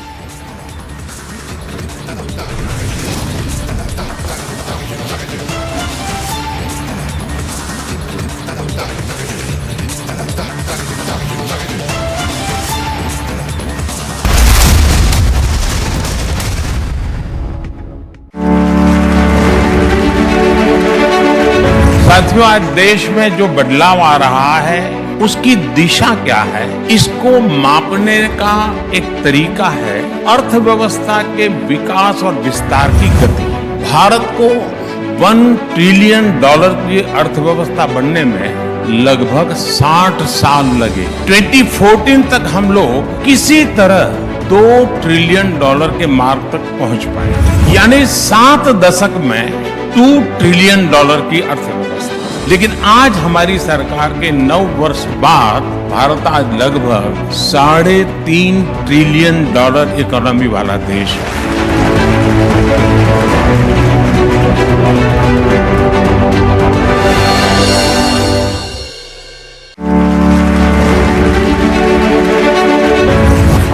जी का roll out हुआ है। हम दुनिया में सबसे तेज गति से आगे बढ़े हैं। 5G को लेकर भारत ने जो तेजी दिखाई है, जिस तरह अपनी खुद की टेक्नोलॉजी विकसित की है, उसकी पूरी दुनिया में चर्चा हो रही है।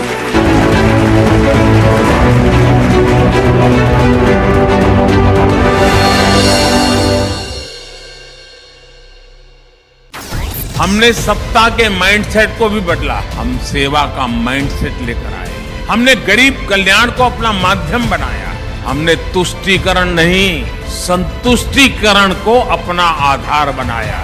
इस अप्रोच ने देश के गरीब और मध्यम वर्ग के लिए सुरक्षा का कवच का निर्माण कर दिया।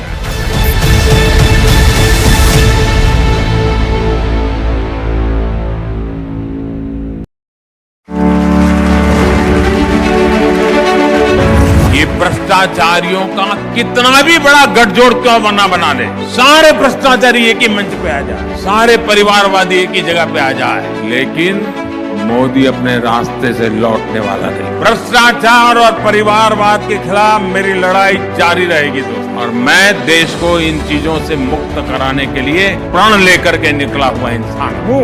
मुझे आपके आशीर्वाद चाहिए।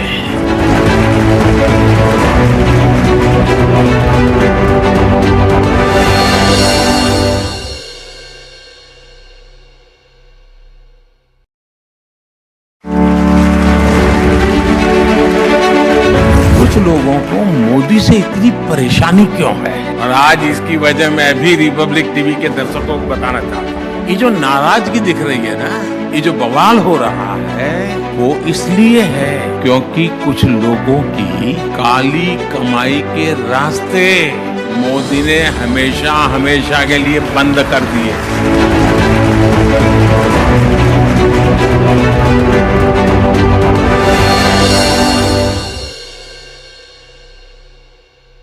2016 में जब मैं देशवासियों कहता था आपकी उंगली पर आपकी बैंक होगी, तो ये लोग मेरा मजाक उड़ाते थे।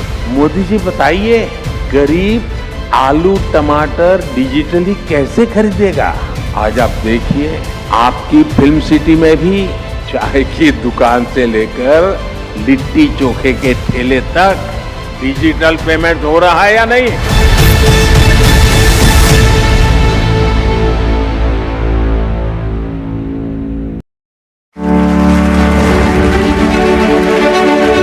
आपने कुछ समय पहले IMF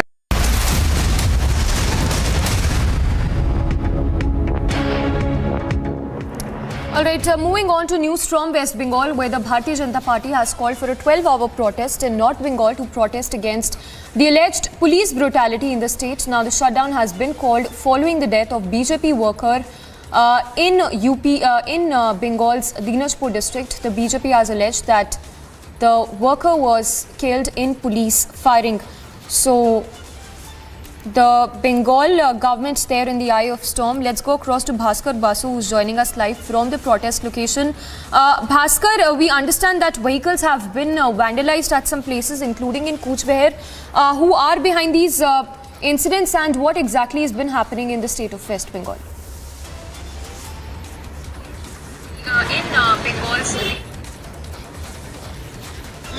One young man, age of 3 years, Burman, was allegedly killed by police, and police allegedly fired shots towards him while the BJP leader Vishnu Burman, police was looking for Vishnu Burman, and all we can see here, the RAF parties, the specialized combat forces, have been deployed all along this Uttar Dinajpur district, and the BJP, the main opposition party in West Bengal, they have called for a 12-hour strike in all over the North Bengal, starting from Siliguri to Malda, all over North Bengal. They have called for the 12-hour strike, and the strike is going on, and we saw in some parts in North Bengal, like in Cooch Behar, like in Siliguri, the MLAs were dragged by the police and they were arrested, they were detained in some places. Some places BJP workers vandalized government vehicles, and I'm in Raiganj, the epicenter of this violence in Kaliaganj, and all I can see that the vacant roads. I would like to ask my VJ Vishwarup to show you all over 360 view of this town Raiganj, where all the shops have been closed by their owners. No people is roaming around without any emergency or urgency. The traffic is almost nil. All the roads are being vacant as of now. And a few hours back, BJP workers were arrested by police while they were trying to stop a vehicle. They are trying to stop a bus. And BJP leaders, they are demanding that the police allegedly killed that young Rajbangshi man, Mrityunjay Burman, and also the family members of Mrityunjay, the deceased. They are claiming CBI probe over this issue because as per the family members, they are questioning the role of police. And if police fires a shot without any provocation, and now thereafter, if that same police will investigate that matter, then how come how come the family will get justice? So they are demanding a CBI probe, and also BJP leader Indranil Khan lodged an application before Calcutta High Court demanding CBI probe in this allegedly killing of the Mrityunjay Burman by the police. And 12-hour strike is going on. As I was telling you, Samiksha, the people, they are supporting this strike, and all the shops are closed and the roads are vacant. And also BJP MLAs, while they were protesting against police brutality, against lawlessness in West Bengal, they have been arrested by the local police authorities. BJP MLA Shankar Ghosh, Anandamai Marwan, and also other MLAs have been arrested as of now. And also the police is taking a close watch over this situation in Raiganj and Kaliaganj. In different parts of Raiganj, Section 144 has been imposed, and also in the Kaliaganj area, the internet services are suspended, and in some parts in Kaliaganj, also CPC 144 had been imposed by the local administration. But the people of Bengal, the people of North Bengal, the people of Kaliaganj, they are demanding a neutral probe by the central agencies. Over to you, Samiksha. Yes, thank you for the moment. So Bhaskar, of course, reporting live. The BJP, they're observing a 12-hour bandh from 6 a.m. Till 6 p.m. of this evening to protest against increasing lawlessness in the state of West Bengal. Moving on then, in a bid to boost radio connectivity in the country, Prime Minister Modi today inaugurated 91 FM transmitters of 100 watts capacity by video conferencing. The 91 new 100-watt FM transmitters have been installed in 84 districts across 18 states and 2 union territories. All India radio की FM service का expansion all India FM बनने की दिशा में एक बड़ा और महत्वपूर्ण कदम है। ऑल इंडिया रेडियो के 91 एफएम ट्रांसमीटर्स की ये शुरुआत देश के 85 जिलों के 2 करोड़ लोगों के लिए उपहार की तरह है। एक तरह से इस आयोजन में भारत की विविधता और अलग अलग रंगों की एक झलक भी है। जिन जिलों को कवर किया जा रहा है उसमें एस्पिरेशनल डिस्ट्रिक्ट्स, एस्पिरेशनल ब्लॉक्स, उनको भी सविशेष इसका लाभ मिल रहा है। मैं ऑल इंडिया रेडियो को इस उपलब्धि के लिए बहुत बहुत बधाई देता हूं। इसका काफी लाभ हमारे नॉर्थ ईस्ट के भाई बहनों को होगा, युवा मित्रों को होगा। इसके लिए उन्हें मैं विशेष तौर पर बधाई देता हूं। साथियों, जब बात रेडियो और एफएम की होती है तो हम जिस पीढ़ी के लोग हैं, हम सबका रिश्ता एक भावुक श्रोता का भी है। और मेरे लिए तो ये भी खुशी है कि मेरा रिश्ता एक होस्ट का भी बन गया है। And it's day 6 of wrestlers' protest. Olympian Neeraj Chopra comes out in support of the wrestlers as they protest against the former WFI chief Brijbhushan Sharan Singh.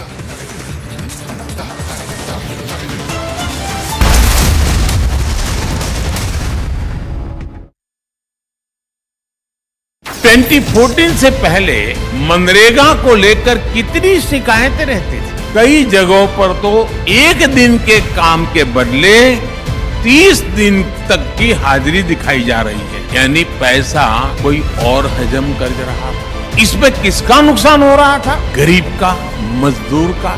हमने मनरेगा का बजट बढ़ाया। अब करीब 90% से अधिक मनरेगा मजदूरों के आधार कार्ड लिंक हो चुके हैं। इससे जॉब कार्ड में फर्जीवाड़ा कम हुआ है। मनरेगा में फर्जीवाड़ा रुकने की वजह से 40,000 करोड़ रुपए गलत हाथों में जाने से बचे हैं।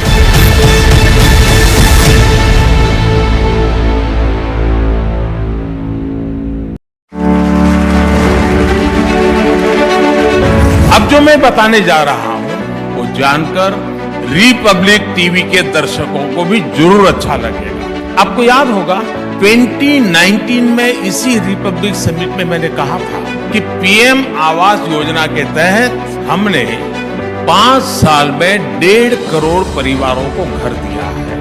अब यह आंकड़ा बढ़कर 3.25 करोड़ से ज्यादा हो चुका है। इनमें से ज्यादातर घर, उसका मालिकाना हक हमारी माताओं बहनों के नाम पर है।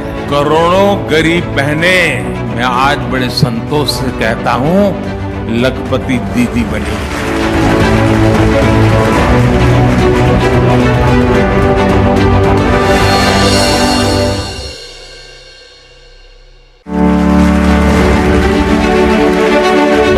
जो पुरानी सोच और अप्रोच वाले लोग थे वो कह रहे थे कि मेड इन इंडिया वैक्सीन की जरूरत क्या है, दूसरे देश बना ही रहे हैं, वो एक ना एक दिन हमें भी वैक्सीन दे ही देंगे।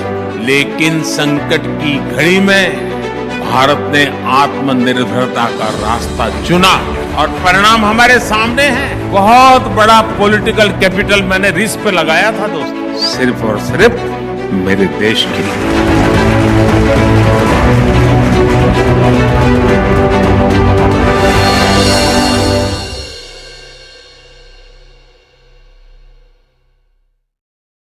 देश की कई प्रतिभाओं ने तब काम का माहौल ना देखकर देश छोड़ने तक का फैसला कर लिया। ये सब उन्हीं सरकारी नीतियों का थर्ड ऑर्डर इम्पैक्ट था। उन नीतियों के इम्पैक्ट ने देश के इनोवेशन, हार्डवर्क और एंटरप्राइज की क्षमता को कुचल दिया।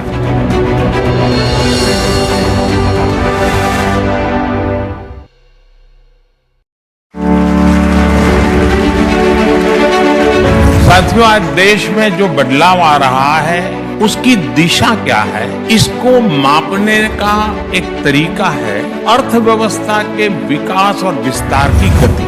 भारत को $1 ट्रिलियन की अर्थव्यवस्था बनने में लगभग 60 साल लगे। 2014 तक हम लोग किसी तरह $2 ट्रिलियन के मार्ग तक पहुंच पाए, यानी 7 दशक में $2 ट्रिलियन की अर्थव्यवस्था। लेकिन आज हमारी सरकार के 9 वर्ष बाद भारत आज लगभग $3.5 ट्रिलियन इकोनॉमी वाला देश है।5G का रोल आउट हुआ है। हम दुनिया में सबसे तेज गति से आगे बढ़े हैं। 5G को लेकर भारत ने जो तेजी दिखाई है, जिस तरह अपनी खुद की टेक्नोलॉजी विकसित की है, उसकी पूरी दुनिया में चर्चा हो रही है।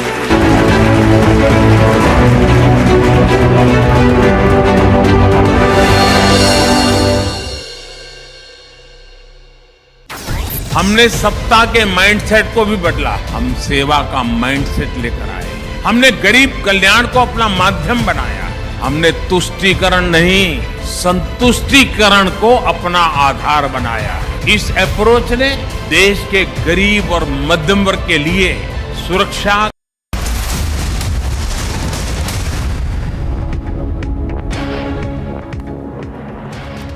Well, good morning and welcome back. This is live and breaking on Republic TV. I'm Nupur Talwar Suri, and the focus continues to remain on the protests that are taking place at Jantar Mantar. Now, a new backing has come in from the Olympic gold medalist Neeraj Chopra, who has said that he thinks that athletes need to be treated better and that this issue needs to be resolved. We'll have more on that story in just a bit.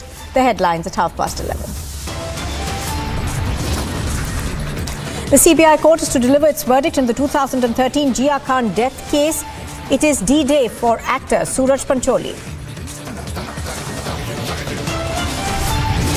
Neeraj Chopra comes out in support of protesting wrestlers, says their demands must be paid heed to. Maharashtra minister hints at a big shake-up in the Maharashtra politics. He says more Uddhav MLAs are in touch with Shinde. Operation Kaveri underway in full swing. India leaving no stone unturned in efforts to bring back every Indian who is stranded in Sudan. And Defence Minister Rajnath Singh chairs SCO Defence Ministers meeting in New Delhi. Top focus on collective fight against terrorism.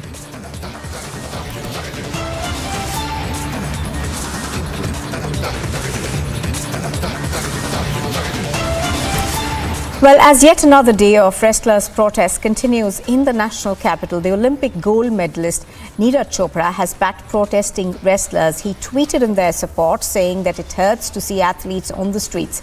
The issue must be dealt with in a different way and that authorities must act promptly. Now, this comes, of course, at the back of PT Usha, who was speaking to the wrestlers, coming out and calling the wrestlers hitting the streets indiscipline.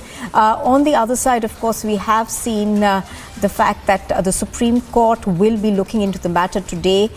Earlier on, of course, the court had asked the Delhi police to file an FIR. In fact, the court had questioned why an FIR had not been filed in allegations of sexual misconduct by Brijbhushan Singh. Let me go across to Madhurima, who is reporting in the national capital. Madhurima, we have seen a lot of back and forth in this particular case. Now, of course, athletes from across the country have been coming out in support of these wrestlers. But as far as the association, the Wrestling Federation itself trying to sort this issue out, we haven't really seen much headway being made. And why is that?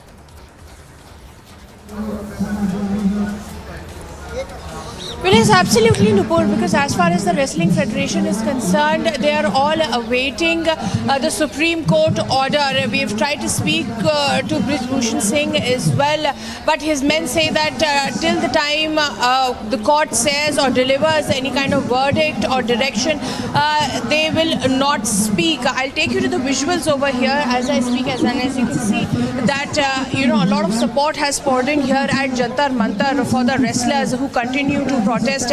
You can see how the barricading has been done. Also, multiple beddings have been laid on the floor, because it is since Sunday. It's been around 6 days that the protest, that the wrestlers here, the Olympic winners, the Commonwealth game medal winners, all of them have been lying here and camping here day in, day out for past 6 days. And as far as any way through is concerned, the wrestlers are saying that they waited for 2.5, around 3 months, but no progress has been made as far as their demands are concerned. And one of the main demands, because of which they are forced to come here and sit in protest, is that the Delhi police is not registering an FIR against Brij Bhushan Singh. The Delhi police, though, is saying that that would need an investigation in the matter. However, they have also highlighted the fact that if the court orders, they will do so. But here the wrestlers are saying that looking at the kind of offense that these girls and that two wrestlers that are pride of the nation, including one minor, has kept forth in front of the Delhi police officials, it is highly worrisome that the Delhi police officials have not taken the cognizance till now. And with Neeraj Chopra's tweet coming in, that has only provided impetus to this entire protest, because the wrestlers here initially, remember Nupur, in the month of January, had not invited anybody. They were like that, we do not want any political support, we do not want any support from the panchayat, we just want to send out a message to the government. But this time in, they are saying that they lack power, and the way the promises, none of them have been made according to the wrestlers, have not been fulfilled, I beg your pardon.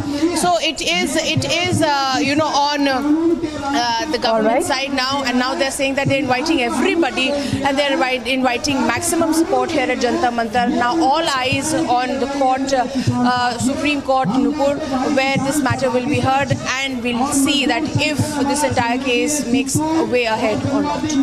All right, do stay with us, Madhurima. Of course, the court had issued a notice the last hearing to the Delhi police, asking for it to reply to why an FIR has not been filed. So we'll have to wait and watch for what happens in court today. But the protesters, of course, are continuing to stay at the Jantar Mantar. In fact, they're training there even as they continue protesting. Here's what Bajrang Punia said earlier this morning.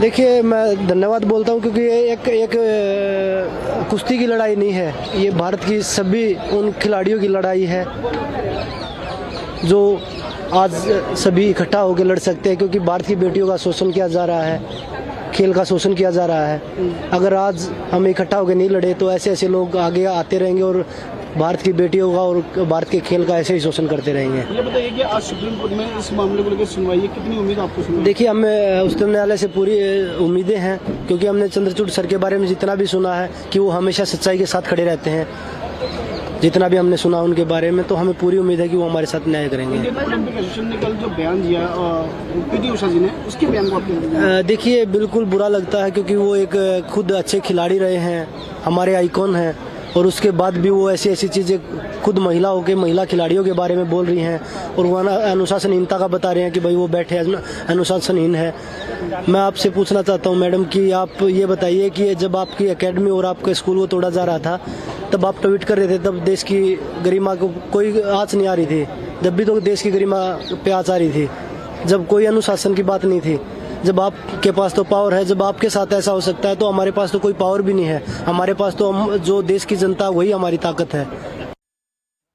Now, in fact, at the Republic Summit, the Sports Minister Neeraj Chopra had spoken about the wrestlers' protest. He said that the process will be followed. मैंने सारे कार्यक्रम cancel करके मैं एक बार नहीं 12 घंटे इनके साथ स्वयं बैठा, इनकी बातें सुनी, एक कमेटी का गठन करेगी जो खिलाड़ियों का चयन भी करेगी और वही इनका डे टू डे अफेयर्स तब तक रन भी करेगी। और जब इनकी बॉडी बनती है तो नई संस्था बनने के बाद इंटरनल कंप्लेंट कमेटी हो, बेहतर रूल्स इनके अंतर्गत हो, उन सबको सुनिश्चित करने के लिए इनको आदेश पारित किया है। जहां तक सेक्सुअल हरासमेंट के केसेस की बात है या मेंटल हरासमेंट की बात है, उनकी भी डिटेल इंक्वायरी हुई और डिटेल इंक्वायरी के बाद अभी भी अगर आप देखोगे दिल्ली पुलिस ने कोर्ट में भी कहा है, सरकार ने कहा है कि प्रिलिमिनरी इंक्वायरी के बाद अगला जो भी कदम उठाना होगा वो उठाएंगे। उसकी एक प्रक्रिया है, वो प्रक्रिया को ना मैं जंप कर पाऊंगा ना आप कर पाओगे, लेकिन जो निष्पक्ष चुनाव सबसे पहला कदम था कराना कि एक नई संस्था चुन कर आए, एक नई बॉडी चुन कर आए, उस कदम से शुरुआत कर दी गई। मैं आपकी बात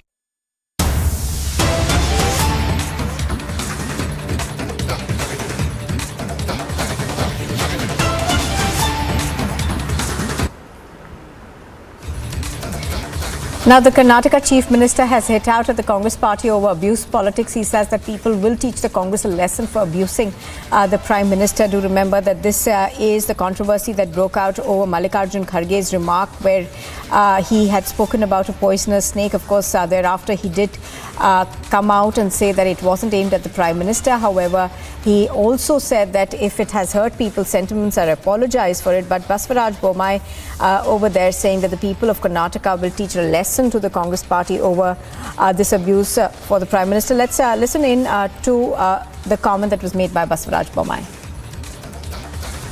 ಕಾಂಗ್ರೆಸ್ ಹತಾಶರಾಗಿ ತಮ್ಮ 100 ವರ್ಷದ ಹಳೆಯ ಪಾರ್ಟಿ ಸಂಸ್ಕೃತಿಯನ್ನು ಗಾಳಿಗೆ ತೂರಿದ್ದಾರೆ. ಮತ್ತು ಇನ್ನೂ ಅವರು ಗತಕಾಲದ ಅಧಿಕಾರದ ಮದದಲ್ಲಿದ್ದಾರೆ. ಅವರು ಜನರನ್ನು ಗುಲಾಮರಾಗಿ ತಿಳ್ಕೊಂಡಂಥವ್ರು, ವೋಟ್ ಬ್ಯಾಂಕ್ ಅಂತ ತಿಳ್ಕೊಂಡಂಥವ್ರು. ಏನು ಮಾತಾಡಿದ್ರು ನಡೀತಿದೆ, ಜನ ಏನು ಒಪ್ಕೊಳ್ತಾರೆ ಅನ್ನೋ ಒಂದು ಅಮೂಲ್ನಲ್ಲಿದ್ದಾರೆ. ಜನ ತಕ್ಕ ಪಾಠವನ್ನು ಕಲಿಸ್ತಾರೆ. ಎಲ್ಲಕ್ಕಿಂತ ನೋವಾಗಿರುವಂತೆ ಅವರಿಗೆ ಮುಖ್ಯಮಂತ್ರಿ ಇದ್ದಾಗಲೂ ಕೂಡ ಬೈಕೊಂಡು ಯಾವಾಗ ಬೈದಿದ್ದಾರೆ ಆವಾಗ ಮೋದಿಯವರು ಹೋಟ್ ಜಾಸ್ತಿ ಆಗಿದೆ. मुख्यमंत्री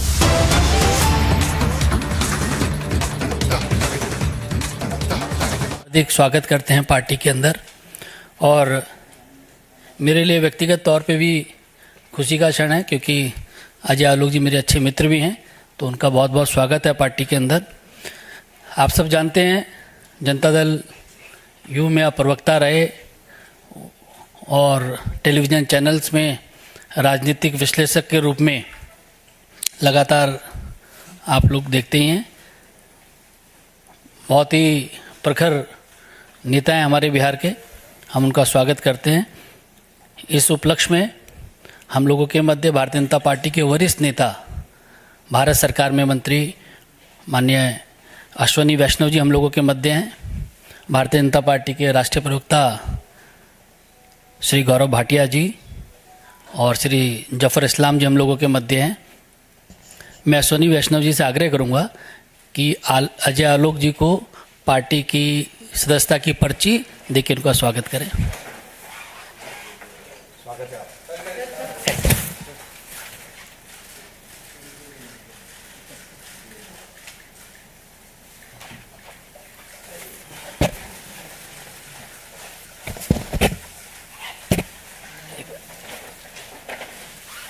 स्वागत पार्टी में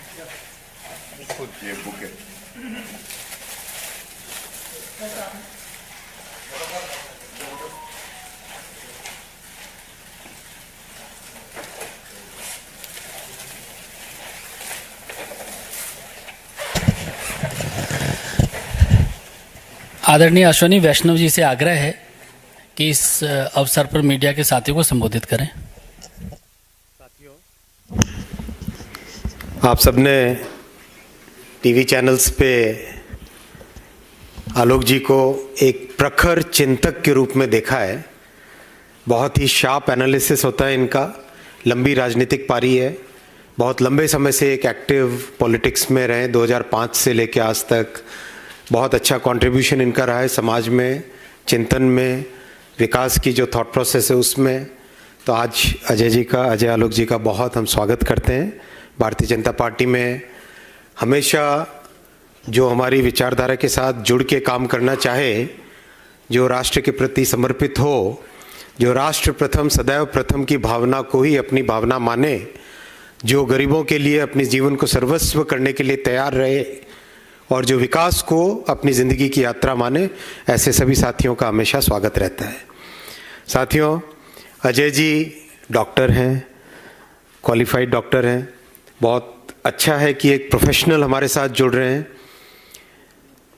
जिस तरह की आज की जनरेशन को एस्पिरेशन रहती है, आज के हमारे जनसंख्या, हमारे नागरिकों की जो एस्पिरेशन रहती है, उन एस्पिरेशंस को, उन आकांक्षाओं को पूरा करने का काम जो प्रधानमंत्री श्री नरेंद्र मोदी जी कर रहे हैं,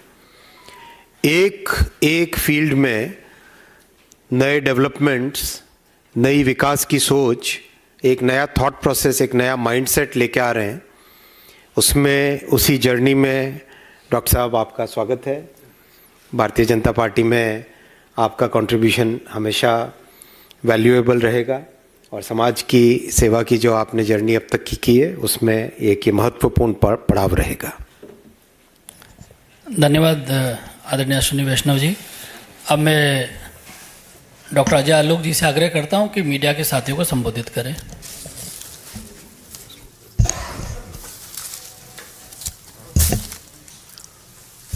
यहाँ उपस्थित मीडिया बंधु, हमारे साथ बैठे भारत सरकार के मंत्री अश्विनी वैष्णव जी, माननीय राज्यसभा सांसद अनिल बलूनी जी, पूर्व राज्यसभा सांसद जफर इस्लाम जी, भारतीय जनता पार्टी के तेज तर्रार प्रवक्ता हमारे गौरव भाई, आज का दिन मेरे लिए बहुत खास है क्योंकि मैं भारतीय जनता पार्टी में, मुझे लगता है कि मैं अपने परिवार में ही आया हूं। एक ऐसा परिवार जिसके मुखिया नरेंद्र मोदी जी हैं, जिनकी नीतियों से मैं तो क्या पूरा देश प्रभावित है और आज देश उसी दिशा में बढ़ रहा है जिसमें मोदी जी बढ़ रहे हैं। आज ज़्यादा बोलने का दिन नहीं है। हमारे राष्ट्रीय अध्यक्ष, हमारे गृह मंत्री, उन सब की प्रेरणा से ये पार्टी आगे बढ़ रही है और सबका मार्गदर्शन और नेतृत्व मोदी जी कर रहे हैं।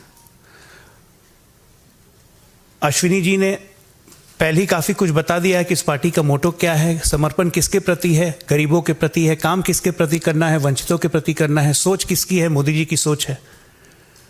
मैं कोशिश करूंगा अगर 1% भी मेरा योगदान इस मोदी मिशन में हो सका तो यही मेरे लिए बहुत गर्व की बात होगी। बहुत बहुत धन्यवाद।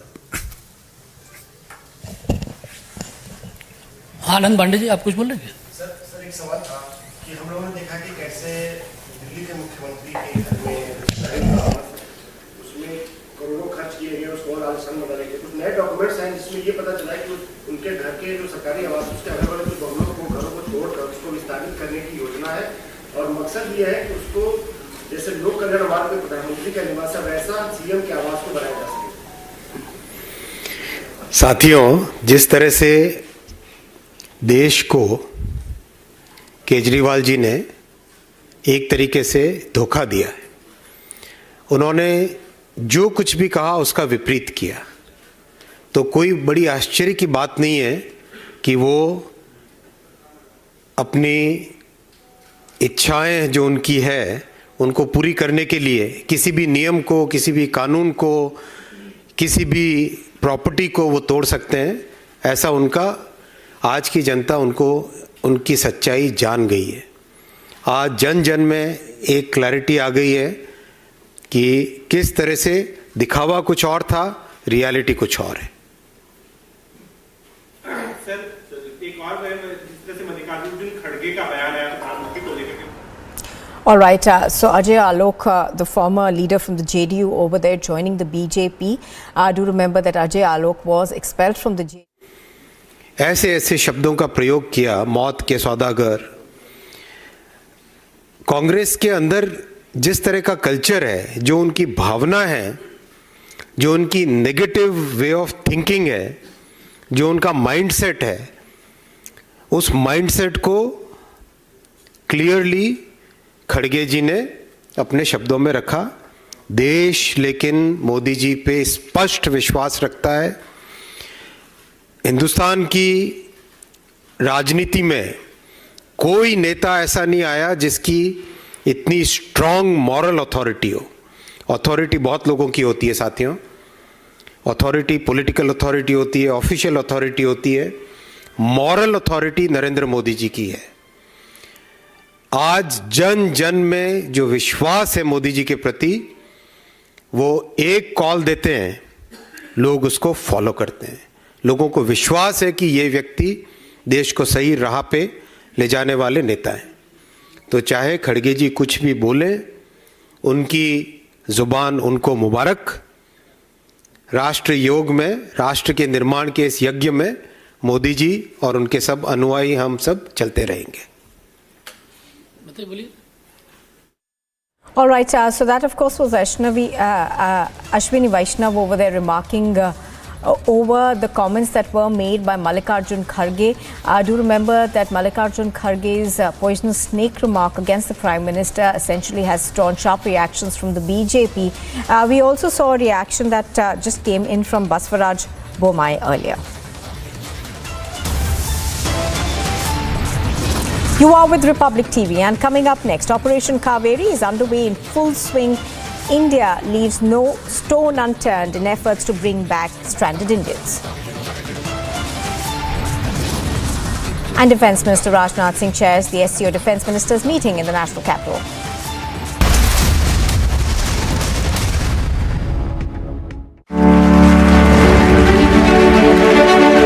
कुछ लोगों को मोदी से इतनी परेशानी क्यों है, और आज इसकी वजह मैं भी रिपब्लिक टीवी के दर्शकों को बताना चाहता हूँ। ये जो नाराजगी दिख रही है ना, ये जो बवाल हो रहा है, वो इसलिए है क्योंकि कुछ लोगों की काली कमाई के रास्ते मोदी ने हमेशा हमेशा के लिए बंद कर दिए।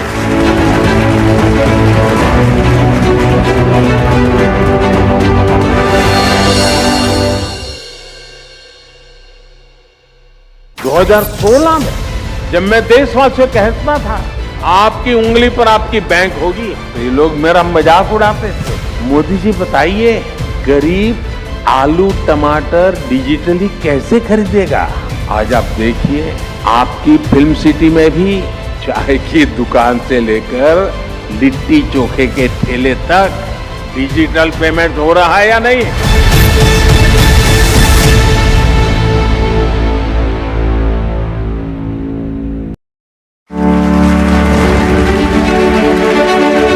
आपने कुछ समय पहले IMF का एक रिपोर्ट आया जो है, एक वर्किंग पेपर, शायद आपने जरूर देखा। ये रिपोर्ट बताती है कि ऐसी योजनाओं के कारण महामारी के बावजूद भारत में एक्सट्रीम पॉवर्टी खत्म होने की कगार पर है, और यही तो ट्रांसफॉर्मेशन है।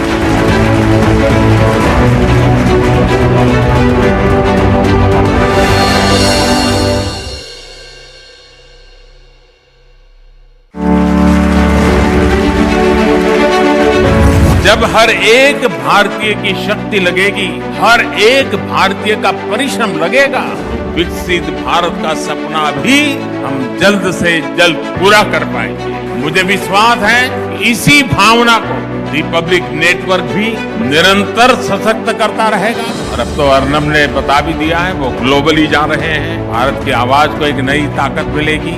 मेरी उनको भी बहुत शुभकामना है।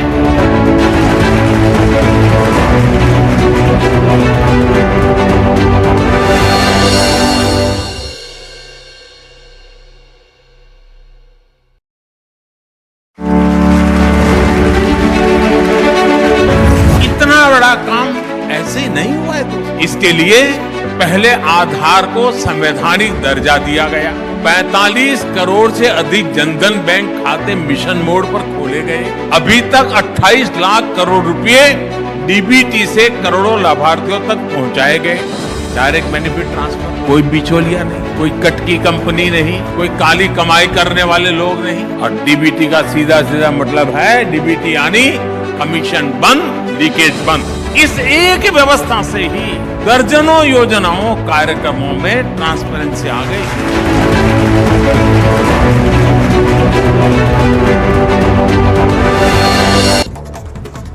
The BJP has called for a 12-hour bandh in North Bengal against rape and murder of a minor girl in Kaliaganj in West Bengal's North Dinajpur district. Now, the West Bengal president of the BJP, Sukanta Majumdar, has said that the protest is against police brutality. A BJP worker in Varuna, identified as Nagesh, alleged that he was beaten up by nephews of Siddharamaiah when he was canvassing for the BJP leader V. Somanna at Siddharamanna Hundi. Now, Nagesh was injured in the clash and has been admitted to a nearby hospital.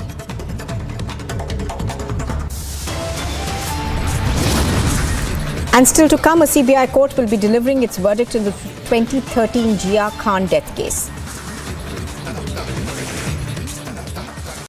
In the global employability rankings by Times Higher Education UK, only the following 6 institutions from India are ranked amongst the top 230 in the world for having the most employable graduates. IIT Delhi, IISc Bangalore, IIT Bombay, IIM Ahmedabad, IIT Kharagpur and Amity University. देश की कई प्रतिभाओं ने तब काम का माहौल ना देखकर देश छोड़ने तक का फैसला कर लिया। ये सब उन्हीं सरकारी नीतियों का थर्ड ऑर्डर इम्पैक्ट था। उन नीतियों के इम्पैक्ट ने देश के इनोवेशन, हार्डवर्क और एंटरप्राइज की क्षमता को कुचल दिया।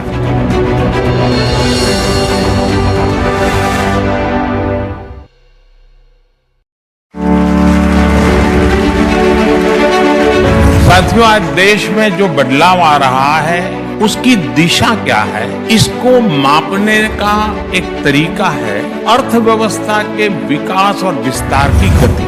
भारत को $1 ट्रिलियन की अर्थव्यवस्था बनने में लगभग 60 साल लगे। 2014 तक हम लोग किसी तरह $2 ट्रिलियन के मार्ग तक पहुंच पाए, यानी 7 दशक में $2 ट्रिलियन की अर्थव्यवस्था। लेकिन आज हमारी सरकार के 9 वर्ष बाद भारत आज लगभग $3.5 ट्रिलियन इकोनॉमी वाला देश है।5G का रोल आउट हुआ है। हम दुनिया में सबसे तेज गति से आगे बढ़े हैं। 5G को लेकर भारत ने जो तेजी दिखाई है, जिस तरह अपनी खुद की टेक्नोलॉजी विकसित की है, उसकी पूरी दुनिया में चर्चा हो रही है।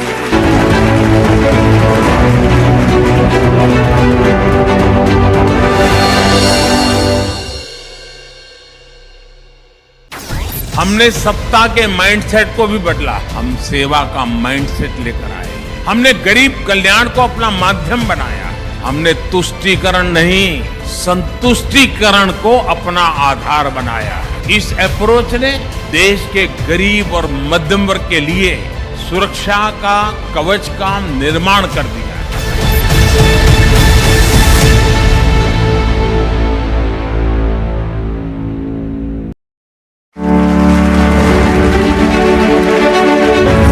भ्रष्टाचारियों का कितना भी बड़ा गठजोड़ क्यों बना ले, सारे भ्रष्टाचारी एक ही मंच पे आ जाए, सारे परिवारवादी एक ही जगह पे आ जाए, लेकिन मोदी अपने रास्ते से लौटने वाला नहीं। भ्रष्टाचार और परिवारवाद के खिलाफ मेरी लड़ाई जारी रहेगी दोस्तों, और मैं देश को इन चीजों से मुक्त कराने के लिए प्रण लेकर के निकला हुआ इंसान हूं।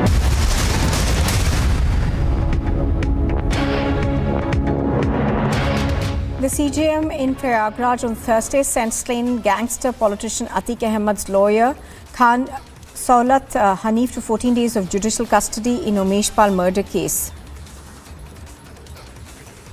In a bid to boost radio connectivity in the country, Prime Minister Modi inaugurated 91 FM transmitters of 100-watt capacity via video conferencing today.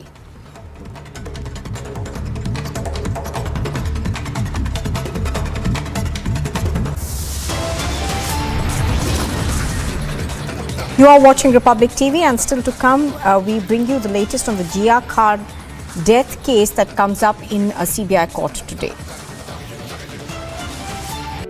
In the global employability rankings by Times Higher Education UK, only the following 6 institutions from India are ranked amongst the top 230 in the world for having the most employable graduates. IIT Delhi, IISc Bangalore, IIT Bombay, IIM Ahmedabad, IIT Kharagpur and Amity University.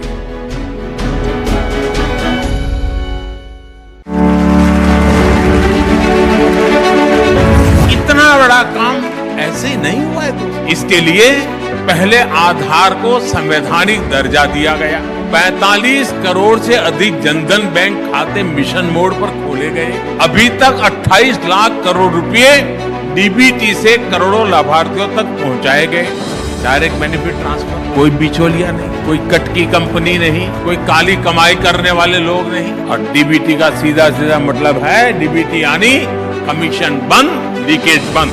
इस एक व्यवस्था से ही दर्जनों योजनाओं कार्यक्रमों में transparency आ गई।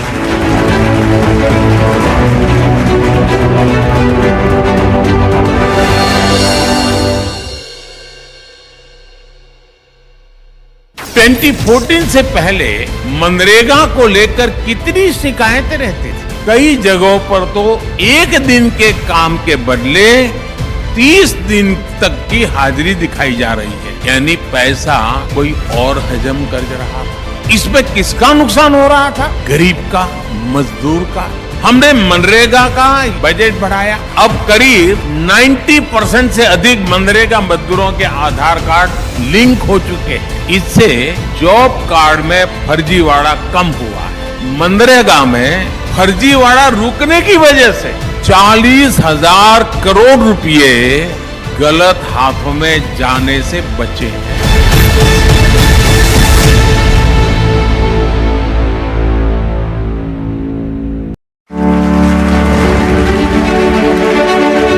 अब जो मैं बताने जा रहा हूं वो जानकर रिपब्लिक टीवी के दर्शकों को भी जरूर अच्छा लगेगा। आपको याद होगा 2019 में इसी रिपब्लिक समिट में मैंने कहा था कि पीएम आवास योजना के तहत हमने 5 साल में 1.5 करोड़ परिवारों को घर दिया है। अब यह आंकड़ा बढ़कर 3.25 करोड़ से ज्यादा हो चुका है। इनमें से ज्यादातर घर उसका मालिकाना हक हमारी माताओं बहनों के नाम पर है। करोड़ों गरीब बहनें, मैं आज बड़े संतोष से कहता हूं,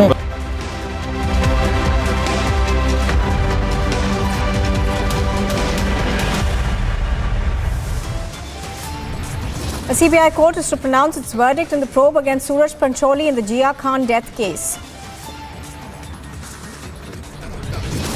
Controversy over poisonous steak comment gets bigger. The BJP says abuse will backfire for the Congress.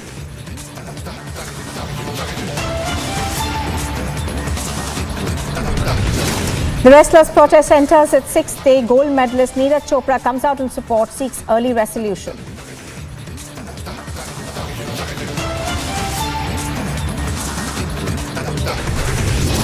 Maharashtra minister hints at a big shake-up in Maharashtra politics, says more Uddhav Thackeray MLAs are in touch with Eknath Shinde. The ex-JDU leader and Nitish aide Ajay Alok joins the BJP in presence of the Union Minister Ashwini Vaishnav. Bengal BJP calls for 12-hour bandh in Bengal in protest over law and order situation in Mamata government.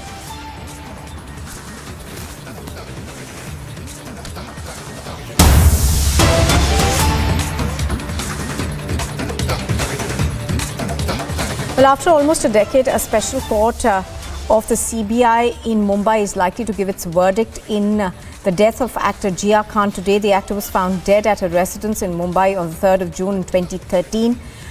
The court is scheduled to give its verdict at about any time now. In fact, 12 o'clock was the time that was given by the special CBI court. Now, do remember that in this particular case, the Bombay High Court had ordered for a CBI probe. And thereafter, of course, the CBI had taken over the investigation. Alisha is joining us right now on the broadcast. Alisha, we are expecting the verdict to come anytime soon. But for our viewers, take us through the several twists and turns that this case has taken. Well, there was an application that was filed by Jiah Khan yesterday. All right, I'm afraid that's a very poor audio connection that we have with Alicia over there. We'll get her back in just a bit. But as I was earlier pointing out, of course, there have been many twists and turns in this case from the fact that, from the point that this death actually took place. At that point in time, of course, the Mumbai police had said that it looked like suicide. So it was essentially abetment to suicide that Suraj Pancholi is in the dock for. Also, we are given to understand that there has been another application that has been filed by her mother, Jiah Khan, where she says that the investigating agencies have not been able to collect enough evidence in this case. So we have seen in the past also, Jiah Khan, of course, has gone to the Bombay High Court, and that is when the Bombay High Court had actually ordered a CBI inquiry into this, but now she has come out and said that both investigative agencies have not been able to collect legal evidence or to prove that this was a mere case of suicide, and the first informant believed it is a murder case and the accused is responsible for killing her daughter. Swapnil Kothari is with us on the phone line. Good afternoon, Swapnil. Swapnil, this case, of course, has seen many twists and turns. Now, even as we are awaiting the verdict to come out from the CBI court, Jiah Khan, the mother of Jiah Khan, seems to suggest once again that she believes that the investigation has not been carried out in a proper manner. How do you see this? Well, I think Jiah Khan is absolutely right, I think, and I would not sound cliched if I said that the mother knows best. But on the evidence that has been pointed out and that is there for people to see, it clearly suggests that the investigation by the Mumbai police appeared to be flawed. And that is the reason why the CBI was brought into the picture. And assuming that the CBI wants to change it to 302, that is murder, then I think, that is where the proper result would lie. And let us wait for the CBI verdict. But I believe that some investigations must have thrown light to the CBI, and if the CBI wants to come out with something more detailed, and, especially the CBI court, because that is what we are waiting for today, then I think this is something which which will be an eye-opener for many people, and not for those who possibly know about it a lot, because it replicates very much the other murders that have taken place thereafter. Or should I say, I will not, to be technically correct, I will say inexplicable deaths or unexplained deaths, that have taken place thereafter. And most of them have been pushed off as suicide, when actually they should, have been gone into a little bit more in detail, and maybe the result would have been different. So, Nupur, I think this is something which requires a little bit of spine and a little bit of teeth. And then, we'll all see what happens with the court. And then, of course, if the court decisions are not satisfactory, there are always appeal courts. Oh, yes, absolutely. We'll have to be waiting for that verdict to come out. But Jiah Khan essentially in that letter seems to indicate that she's not very happy in the manner in which that this probe has been conducted.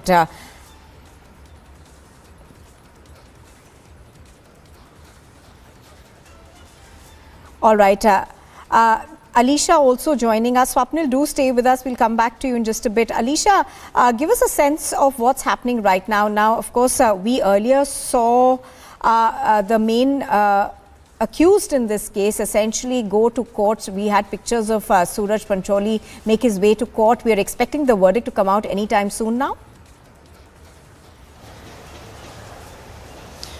Well, yes, the court is to deliver the verdict at 12:30 is what court has mentioned, because when court informed that yesterday when Jiah Khan has come to the court and she had filed some submissions for that, even she was asking for the hearing. But the other party which has clearly mentioned that this is not a stage to file an application and we should ask for the hearing. But if I read out some of the important points that has been mentioned in the submission that is filed by Jiah Khan, which stated that the both investigative investigating agencies has never collected legal evidence to or proof to say that this was a mere case of suicide and this was the first informant believed is a murder case and the accused is responsible for killing her daughter. Not only this, but also mentioned that evidence of the first informant highlights various instances of abuse, physical and mental, by the accused during the relation with the deceased as well, which clearly indicates the violent nature of the accused, which was supported by the witness Manika Harisinghani. However, she turned hostile. So this is the submission that was made by Rabia Khan yesterday, and she was even requesting for the hearing. But today, where the court is all set to deliver its verdict in a decade, all we can say, it was almost a decade where the court is about to deliver its verdict. But even the court has said that they are not going to hear any submission that has been, the written submission that is filed by Rabia Khan, and now the court is to deliver its verdict at 12:30. Suraj Pancholi along with his mother Zarina Wahab have already reached the court. Even the legal team of Suraj Pancholi is inside the courtroom number 52, and the special CBI judge A.S. Syed, who is going to deliver its verdict, as well as what we know that even Rabia Khan is to reach the court, after which the court will deliver its verdict. All right, so we are of course awaiting that verdict to come in. 12:30 is the time that we are now hearing about at this point in time. Rabia Khan has still not reached the courtroom. Now, Swapnil of course continues to be with us. Swapnil, in the past of course Rabia Khan had gone to the Bombay High Court again asking for some sort of had asked them to come back and look at the inquiry, but the Bombay High Court had refused to do that. And today also what we understand is that the court has said that it will not hear any submission. So legally, how do you see this going forward now? Well, I believe if the submissions must have already been made, that is the reason why the court is saying that, let's not waste further time on submissions and we'll get back to you with the order. So whatever the order comes, we'll have to accept it, and, more often than not, we don't like orders that come our way.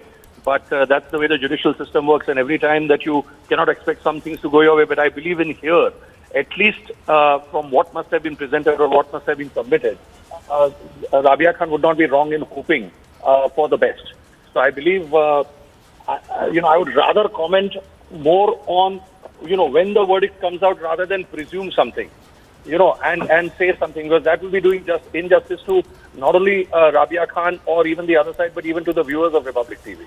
Because I pretty much can envisage as to what the court verdict could be, but I don't want to, presume and then, say something and, then thereafter, sort of analyze something, this should have been that way or that could have been this way, things like that. But I'm pretty, all I can say is that I hope that Rabia Khan, please do not go unanswered. Because this is a tough battle, it's a battle for justice. And I think when investigations are flawed, especially by the state police and the central police, as if I may use that word, which is the Central Bureau of Investigation, has to do some justice. Right, absolutely. Also, very, very quick question from you, Swapnil. It's already been 10 years, since this incident actually took place. Now, we've seen a lot of back and forth in it. In 2016, the CBI had ruled out any foul play, and it had told the High Court that Jiah Khan died by suicide. After that, once again, it was reassigned, the case was reassigned to a CBI court. So, legally it has been almost 10 years for Jiah Khan's mother. It has been a very, very long time in terms of, closure in this case, hasn't it? Well, absolutely. And court cases drag long. And, as the joke goes, that, basically when the grandfather started, the grandsons ended.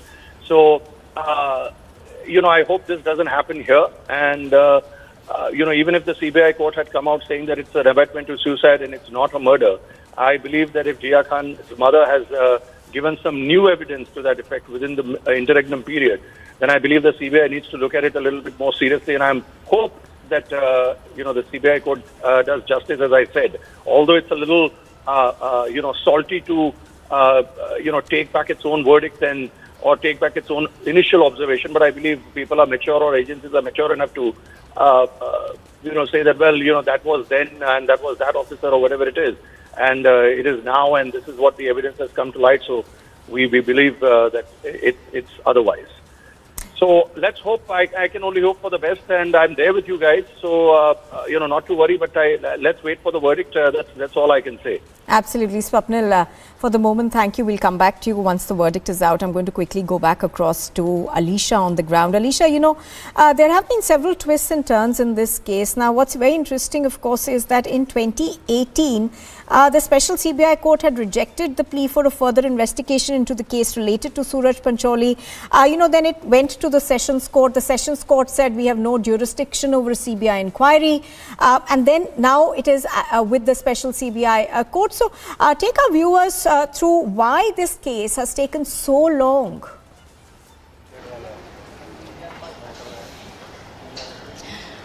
Well, as far as this case is concerned, so it's on 3rd of June 2013 when Jiah Khan found hanging toward the ceiling in an apartment in Juhu, after which there was a police inquiry which was ongoing, and Rabia Khan, who's the mother of Jiah Khan, has filed an application before the Bombay High Court seeking CBI investigation into the case, because she has clearly mentioned that her daughter was not, she did not commit suicide, but it was a murder, and Suraj Pancholi, who was in relation with Jiah Khan, is the accused in this case, and he is the responsible. He should be held responsible for killing her daughter. And in 2014, it's July 2014, when Bombay High Court has transferred the case from Maharasthra police to CBI, and even after the 3 years of intense investigation, where the CBI has reconfirmed that it was a case of a suicide, Jiah Khan has committed suicide after the autopsy and the evidence, specifically even the post-mortem report as well as the autopsy Vincera report that has come across, and there are around 22 witness statement that has also been recorded by the Central Bureau of Investigation. And in 2017 is what we know that CBI has reconfirmed that it was a suicide. But even after that, her mother Rabia Khan was continuously seeking justice and clearly mentioning that it was not a suicide, it was a murder.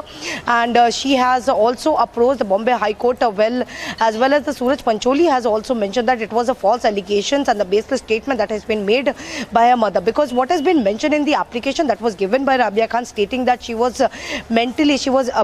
abused mentally and physically, she was harassed, and which is why this has the step that has been taken by Jiah Khan is only because of Suraj Pancholi, and he should be held responsible for killing her daughter.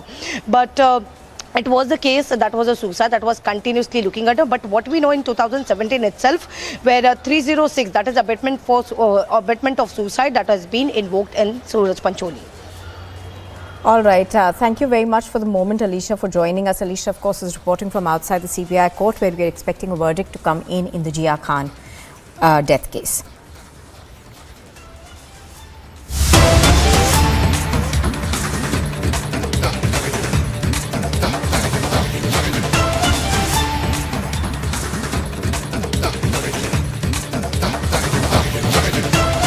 Well, abuse politics, of course, is peaking in Karnataka after the Congress chief called Prime Minister Modi a poisonous snake. A BJP MLA has called Sonia Gandhi a wish kanya. So obviously politicians deciding to stoop to low levels in this case. We are given to understand that this is the BJP MLA from Basan who has made this remark against the ex-Congress President Sonia Gandhi during a speech at Koppal in Yatnal. He called Sonia Gandhi a wish kanya. And called her a Pakistani and a China agent. So we're going to try and play out that bite for our viewers in just a bit. But the BJP MLA calling Sonia Gandhi an agent of Pakistan and China, also going on to call her a poisonous snake. I beg your pardon, a wish kanya.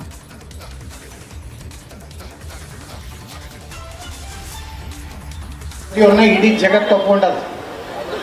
America ಒಂದು ಕಾಲದಲ್ಲಿ visa ಕೊಟ್ಟಿರಲಿಲ್ಲ. ಇವತ್ತು ನಮ್ಮ ಪ್ರಧಾನಮಂತ್ರಿಗಳನ್ನ ಕೆಂಪು ಹಾಸಿಗೆ ಮೂಲಕ ಸ್ವಾಗತ ಮಾಡಿ ಹೆಗಲ ಮೇಲೆ ಕೈ ಹಾಕೊಂಡು ಹೋಗುವಂತ ಒಂದು ವಿಶ್ವದ ನಾಯಕರಾಗಿ ಇವತ್ತು ಪ್ರಧಾನಮಂತ್ರಿ ನರೇಂದ್ರ ಮೋದಿ ಅವ್ರ ಬಗ್ಗೆ ನಾಗರ ಹಾವಿಗೆ ಹೋಲಿಸ್ತಾರೆ, ವಿಷ ಕಚ್ತಾರತ್ತೆ.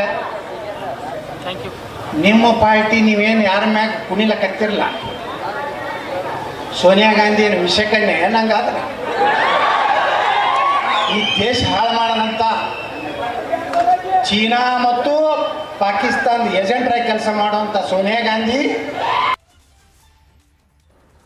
Prajwal, politics in Karnataka seems to be hitting a new low with these personal comments that seem to be coming in from both sides. We just had a BJP MLA over there from Basan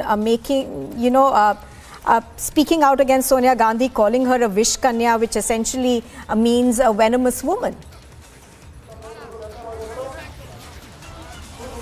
Absolutely. Now Karnataka politics, especially from all the political parties, has entered into a quite a low level as well, because below the belt statements repeatedly being made. First it was the Congress by the AICC president. Now we are seeing a BJP MLA in the form of Basangauda Patil Yatnal, who is calling Sonia Gandhi a Vishakanye. So the whole agenda is now shifting with the BJP and the Congress targeting and making only personal comments against their leaders too. And this is something which definitely does not bode well for the people of Karnataka, because there are several issues, there are several agendas that they should be concentrating on. But now abuse politics have entered an all-time low here. And also if we're looking at it now, Basangauda Patil Yatnal has not stopped there. He's also gone on and stated that she's an agent of Pakistan and China too. And this has been something which is creating a lot of ripples. Now the Congress are also going hard after the BJP, stating that the sort of disrespecting comments that is coming in against the former AICC president is definitely uncalled for. But we should also understand over here that he is, somewhere Basangauda Patil is posing in a question, but at the same point of time, his tone and tenor is in such that he's trying to instigate the people also to follow as to what he is speaking on. So this is absolutely horrible out here. It's a pathetic state of affairs out here, and this was least expected. But the Congress will also now definitely go in and cash in on this statement by this MLA Basangauda Patil Yatnal, Nupur. All right. What's going to be interesting, Prajwal, is to watch out for how the Congress reacts to this, because I do remember that it was Mallikarjun Kharge who actually began this diatribe essentially with the comments that he made against the Prime Minister.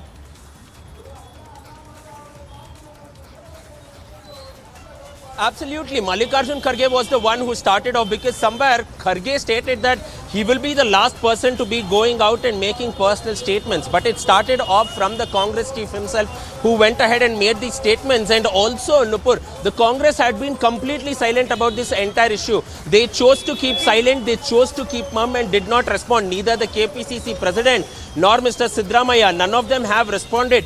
But now we can expect that the Congress will start hitting out at the BJP for this. So everybody will now be questioning the double standards of the Congress party, but at the same time they will also question the BJP as to whether they are morally in a right ground to go ahead and raise this issue as well. Right, but yes, right. The Congress was the one who kick-started this, but this is again blaming who is right and who is wrong here.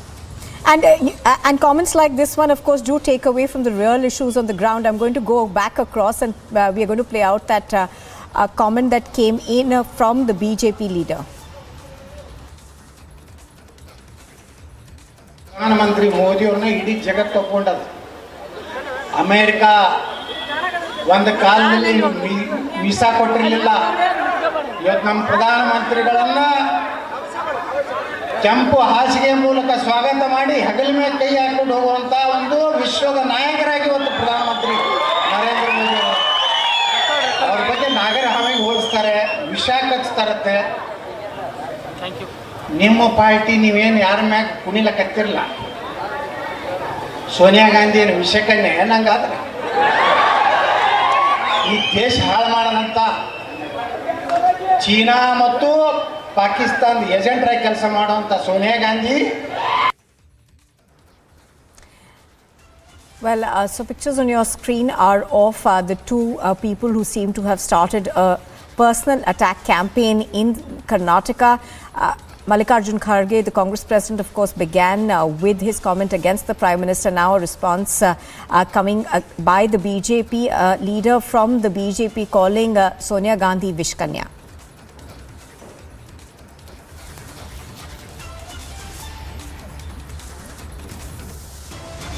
You are watching Republic TV, and coming up next, controversy over the poisonous steak comment gets bigger. The BJP says the abuse will backfire for the Congress.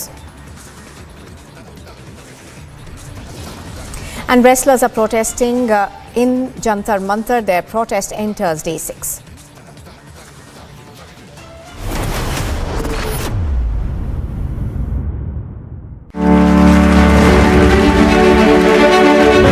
ये भ्रष्टाचारियों का कितना भी बड़ा गठजोड़ क्यों ना बना ले, सारे भ्रष्टाचारी एक ही मंच पे आ जाए, सारे परिवारवादी एक ही जगह पे आ जाए, लेकिन मोदी अपने रास्ते से लौटने वाला नहीं। भ्रष्टाचार और परिवारवाद के खिलाफ मेरी लड़ाई जारी रहेगी दोस्तों, और मैं देश को इन चीजों से मुक्त कराने के लिए प्रण लेकर के निकला हुआ इंसान हूँ। मुझे आपके आशीर्वाद चाहिए।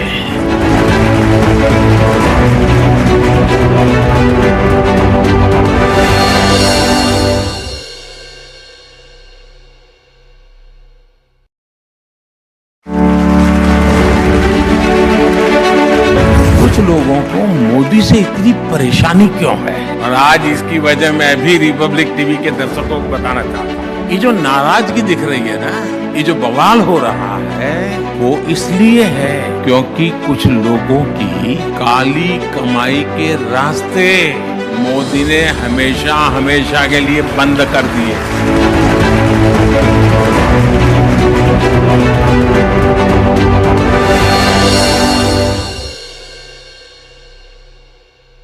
2016 में जब मैं देशवासियों कहता था आपकी उंगली पर आपकी बैंक होगी, तो ये लोग मेरा मजाक उड़ाते थे। मोदी जी बताइए, गरीब आलू टमाटर डिजिटली कैसे खरीदेगा? आज आप देखिए, आपकी फिल्म सिटी में भी चाय की दुकान से लेकर लिट्टी चोखे के ठेले तक डिजिटल पेमेंट हो रहा है या नहीं?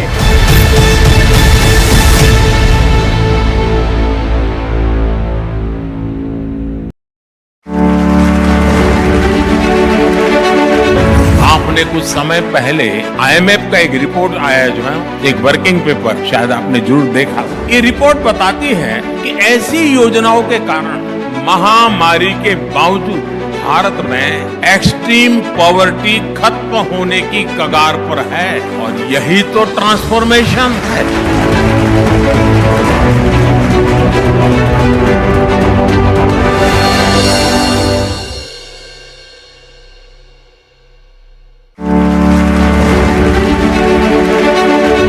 जब हर एक भारतीय की शक्ति लगेगी, हर एक भारतीय का परिश्रम लगेगा, तो विकसित भारत का सपना भी हम जल्द से जल्द पूरा कर पाएंगे। मुझे विश्वास है कि इसी भावना को रिपब्लिक नेटवर्क भी निरंतर सशक्त करता रहेगा। और अब तो अर्नब ने बता भी दिया है, वो ग्लोबली जा रहे हैं, भारत की आवाज को एक नई ताकत मिलेगी। मेरी उनको भी बहुत शुभकामना है।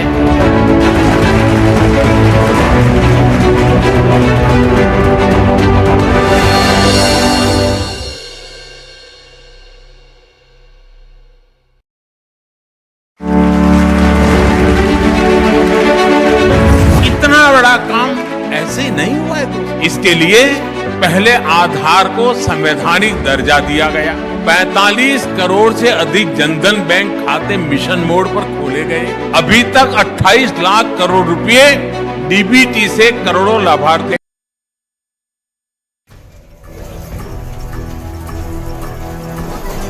As many as 7 uniformed personnel were seriously injured in an ambush by attackers led by a known history sheeter in Udaipur.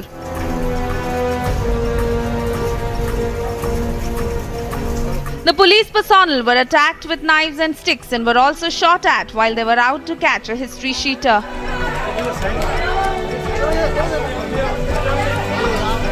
The main accused is wanted in several criminal cases, including in connection with a month-old incident in Mandwa.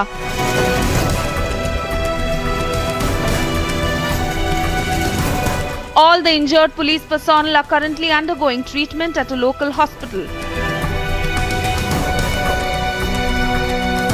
None of the accused have been arrested so far. Bureau Report, Republic TV.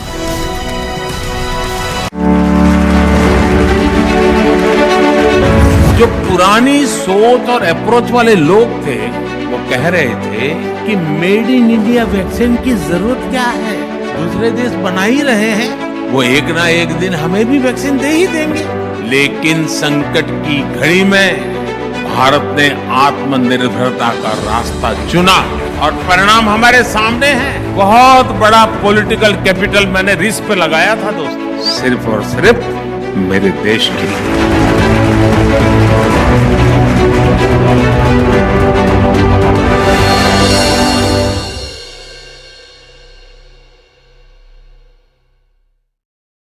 देश की कई प्रतिभाओं ने तब काम का माहौल ना देखकर देश छोड़ने तक का फैसला कर लिया।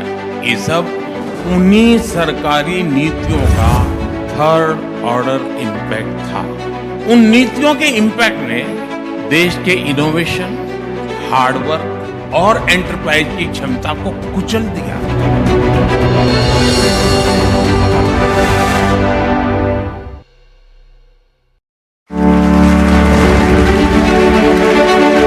साथियों, आज देश में जो बदलाव आ रहा है उसकी दिशा क्या है, इसको मापने का एक तरीका है अर्थव्यवस्था के विकास और विस्तार की गति।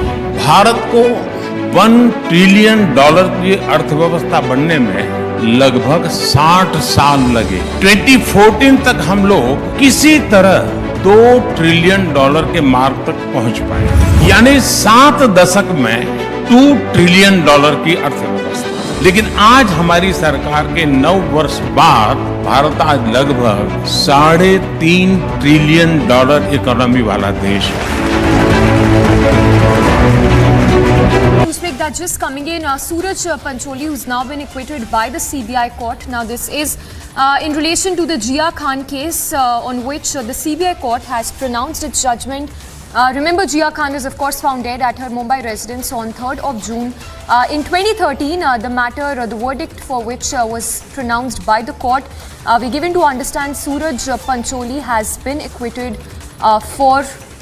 by the court in this matter. Let's take a word from Alisha also, who's reporting live from outside the court. Alisha, that's of course relief for Suraj Pancholi, but tell us the arguments that were presented earlier in the court and what can we expect next in this case?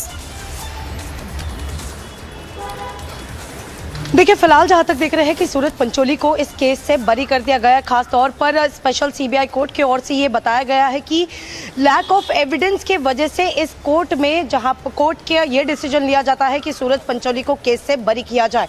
तो ये decision हम देख रहे थे कि पिछले 10 सालों से जहां पर ट्रायल चल रहा था और कई ऐसे एविडेंस जहां पर खुद राबिया खान की ओर से भी सामने रखे गए थे, लेकिन अब कोर्ट ने जहां पर सूरज पंचोली को विटनेस बॉक्स में बुलाया था, जहां पर उनसे नाम पूछा गया, इतना ही नहीं लेकिन साफ तौर पर स्पेशल सीबीआई कोर्ट जज एएस सैयद ने जब वर्डिक्ट को प्रोनाउंस किया तो साफ तौर पर यह कहा कि एविडेंस के न होने के वजह से, जो एविडेंस सूरज पंचोली के खिलाफ न होने के वजह से इस केस से उनको बरी किया जाता है।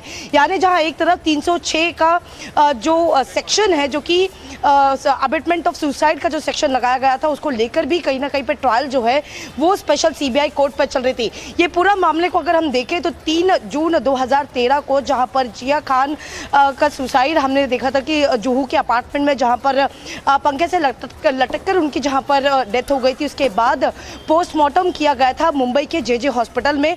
3 दिन के बाद उनका फाइनल राइट्स किया गया था और साथ ही इस केस पर जहां मुंबई पुलिस की ओर से एफआईआर दर्ज किया गया था। इंपॉर्टेंटली जो 6 पेज का जो नोट, सुसाइड नोट, जो कि बताया जा रहा है कि जिया खान ने लिखा था, जिसमें साफ तौर पर सूरज पंचोली का नाम भी मेंशन किया गया था और उसी 6 पेज नोट के आधार पर सूरज पंचोली को मुंबई पुलिस ने गिरफ्तार किया था। लेकिन बाद में जैसे ही जुडिशियल कस्टडी जाने के बाद फिर कोर्ट की ओर से उनको बेल मिल गई थी सूरज पंचोली को। फिर उसके बाद लगातार जो है वो केस की सुनवाई और इन्वेस्टिगेशन जो है पहले महाराष्ट्र पुलिस कर रही थी, लेकिन जिया खान की मदर राबिया खान ने उन्होंने एक एप्लीकेशन बॉम्बे हाई कोर्ट में दायर की और उन्होंने कहा कि ये सुसाइड नहीं है, ये मर्डर है और इसी को लेते हुए सूरज पंचोली को मर्डर चार्जेस उनके ऊपर लगने चाहिए।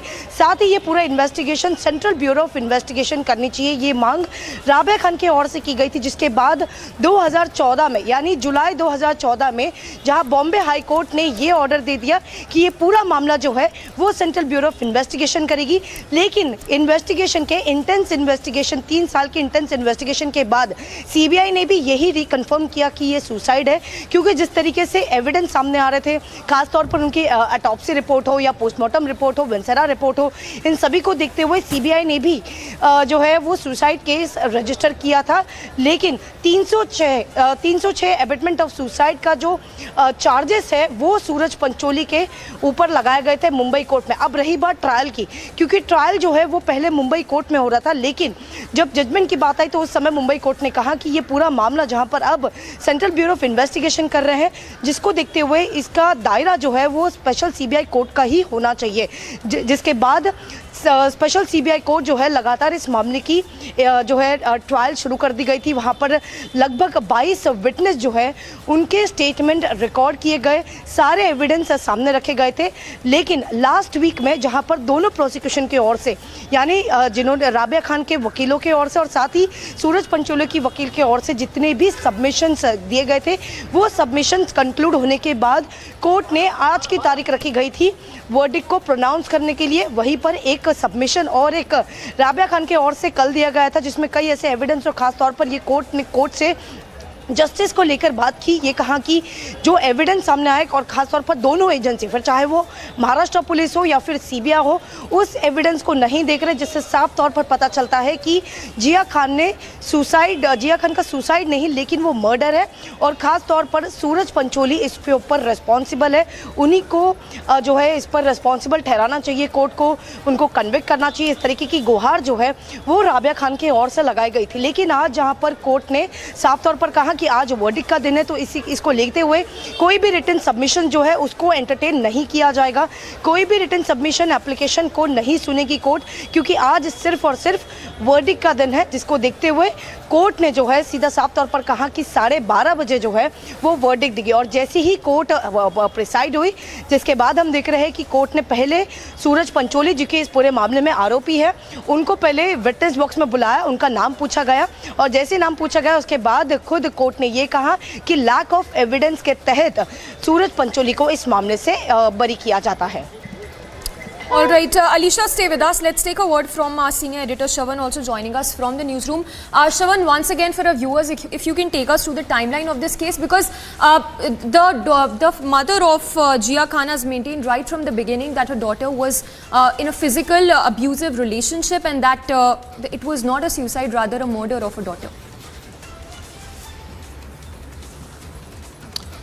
Well, in fact, it's been a very long battle for Jiah Khan's mother, Rabia Khan. For almost a decade, she's been fighting this out. Remember, when this case actually was being investigated by the Mumbai police, she had essentially raised questions about the evidence that was actually gathered. In fact, Suraj Pancholi was arrested just about a week after the FIR was actually registered, but a few days later, he was granted bail by a court in Mumbai. He was only asked to surrender his passport. Remember, it was only after Rabia Khan had essentially petitioned before the court in Mumbai, essentially saying that multiple facts of this particular case was not taken into account, and she was essentially demanding that the CBI basically steps in. Even after the CBI actually stepped in, and the charge sheet that was actually filed by the Central Bureau of Investigation, in which Suraj Pancholi was actually named as an accused, he was basically charged for abetment to suicide. That essentially did not satisfy Rabia Khan, and that's the reason why, remember, she had also brought in private investigators in this entire matter. Forensic experts were basically hired by her, and she essentially said that as per these private forensic experts, there seems to be a lot of miss in the investigation that was first carried out by the Mumbai police and thereafter by the Central Bureau of Investigation. But what comes across as a big setback even for the central agency at this point in time is that when the court essentially says that the acquittal has essentially happened on the lack of evidence, then perhaps it certainly comes across as a setback for the central agency. What is it that they have essentially missed out? It would be important to have a fine reading of the order just to understand perhaps that whether at all there are any shortcomings in the investigation that has been carried out. In all likelihood, there would be an indication of the same in the detailed order that is expected to come in later later in the day. Once that comes in, a better picture basically emerges. Knowing Rabia Khan for some time now, it's unlikely that she's going to give up this entire fight. For over a decade, we have essentially seen that she's basically traveled between two countries, and she believes that this is a case of murder, primarily on the count of two. One, the fact that her daughter had also confided in. Secondly, if you take a look at the 6-page suicide note that was recovered by the Mumbai police, in which there is a categorical mention of the fact that the accused in question, that is Suraj Pancholi, was torturing her. She makes a mention of the fact that she was repeatedly abused by Suraj Pancholi, and the fact that she was in a relationship for quite some time. Having said that, in a case of abetment to suicide, there are several other aspects that have to be taken into consideration, and that perhaps may have been missed out by this Central Bureau of Investigation. So at this point in time, unless the detailed order essentially comes in from the special CBI court, it perhaps would be a little too premature to say that where exactly lies the lacuna in this particular case, because the acquittal is not about in this particular matter is not about the involvement of the accused. This is with regards to the fact that the central agency was unable to gather enough evidence, because remember, when the first arrest was essentially made, that was primarily based on that 6-page suicide note. Having said that, Rabia Khan has gone a step further. She says that this is a case of murder, but the Central Bureau of Investigation, even in the charge sheet that was actually filed, they made a categorical mention that there is absolutely no foul play. Let me also quickly go across to Advocate Swapnil Kothari, who's joining us on this broadcast. Swapnil, just to put this into perspective, as we understand, the acquittal essentially happening because of lack of evidence. Does that really actually mean that, there is absolutely no role that the accused has essentially played? More details perhaps would only come in that particular, in the detailed order. Yes, Shaban, what the acquittal means is often more than not that the prosecution has failed to prove its case beyond reasonable doubt. And that is the reason, if there is a reasonable doubt that was created by the defense in the minds of the judge, then acquittal follows. Because we follow a system of criminal jurisprudence where everybody is innocent unless proven guilty. And if you are not able to prove that, especially in a case of abetment to suicide, which you have to prove, the onus lies on you as the prosecution. So if the evidence is lacking, or if you have not been able to find sufficient evidence to pinpoint towards the accused that he was the person who was responsible for driving the victim to suicide, because this was an abetment to suicide case, then in that event the accused will be let off. Now, whether it was a murder, for that you will need to present more evidence. And I'm sure Rabia Khan has got something which, on the basis of which she's saying certain things. So I don't believe that the doors are shut for her here. She can still appeal to a higher court. She'll have to go with a higher amount of evidence to show, even if she wants to pursue a 306, she can go to a higher court, because people do go to high courts and still to the Supreme Court if they lose at the lower tiers. So an acquittal for Mr. Pancholi today is a relief for him, simply because the court has come to a conclusion that the evidence is not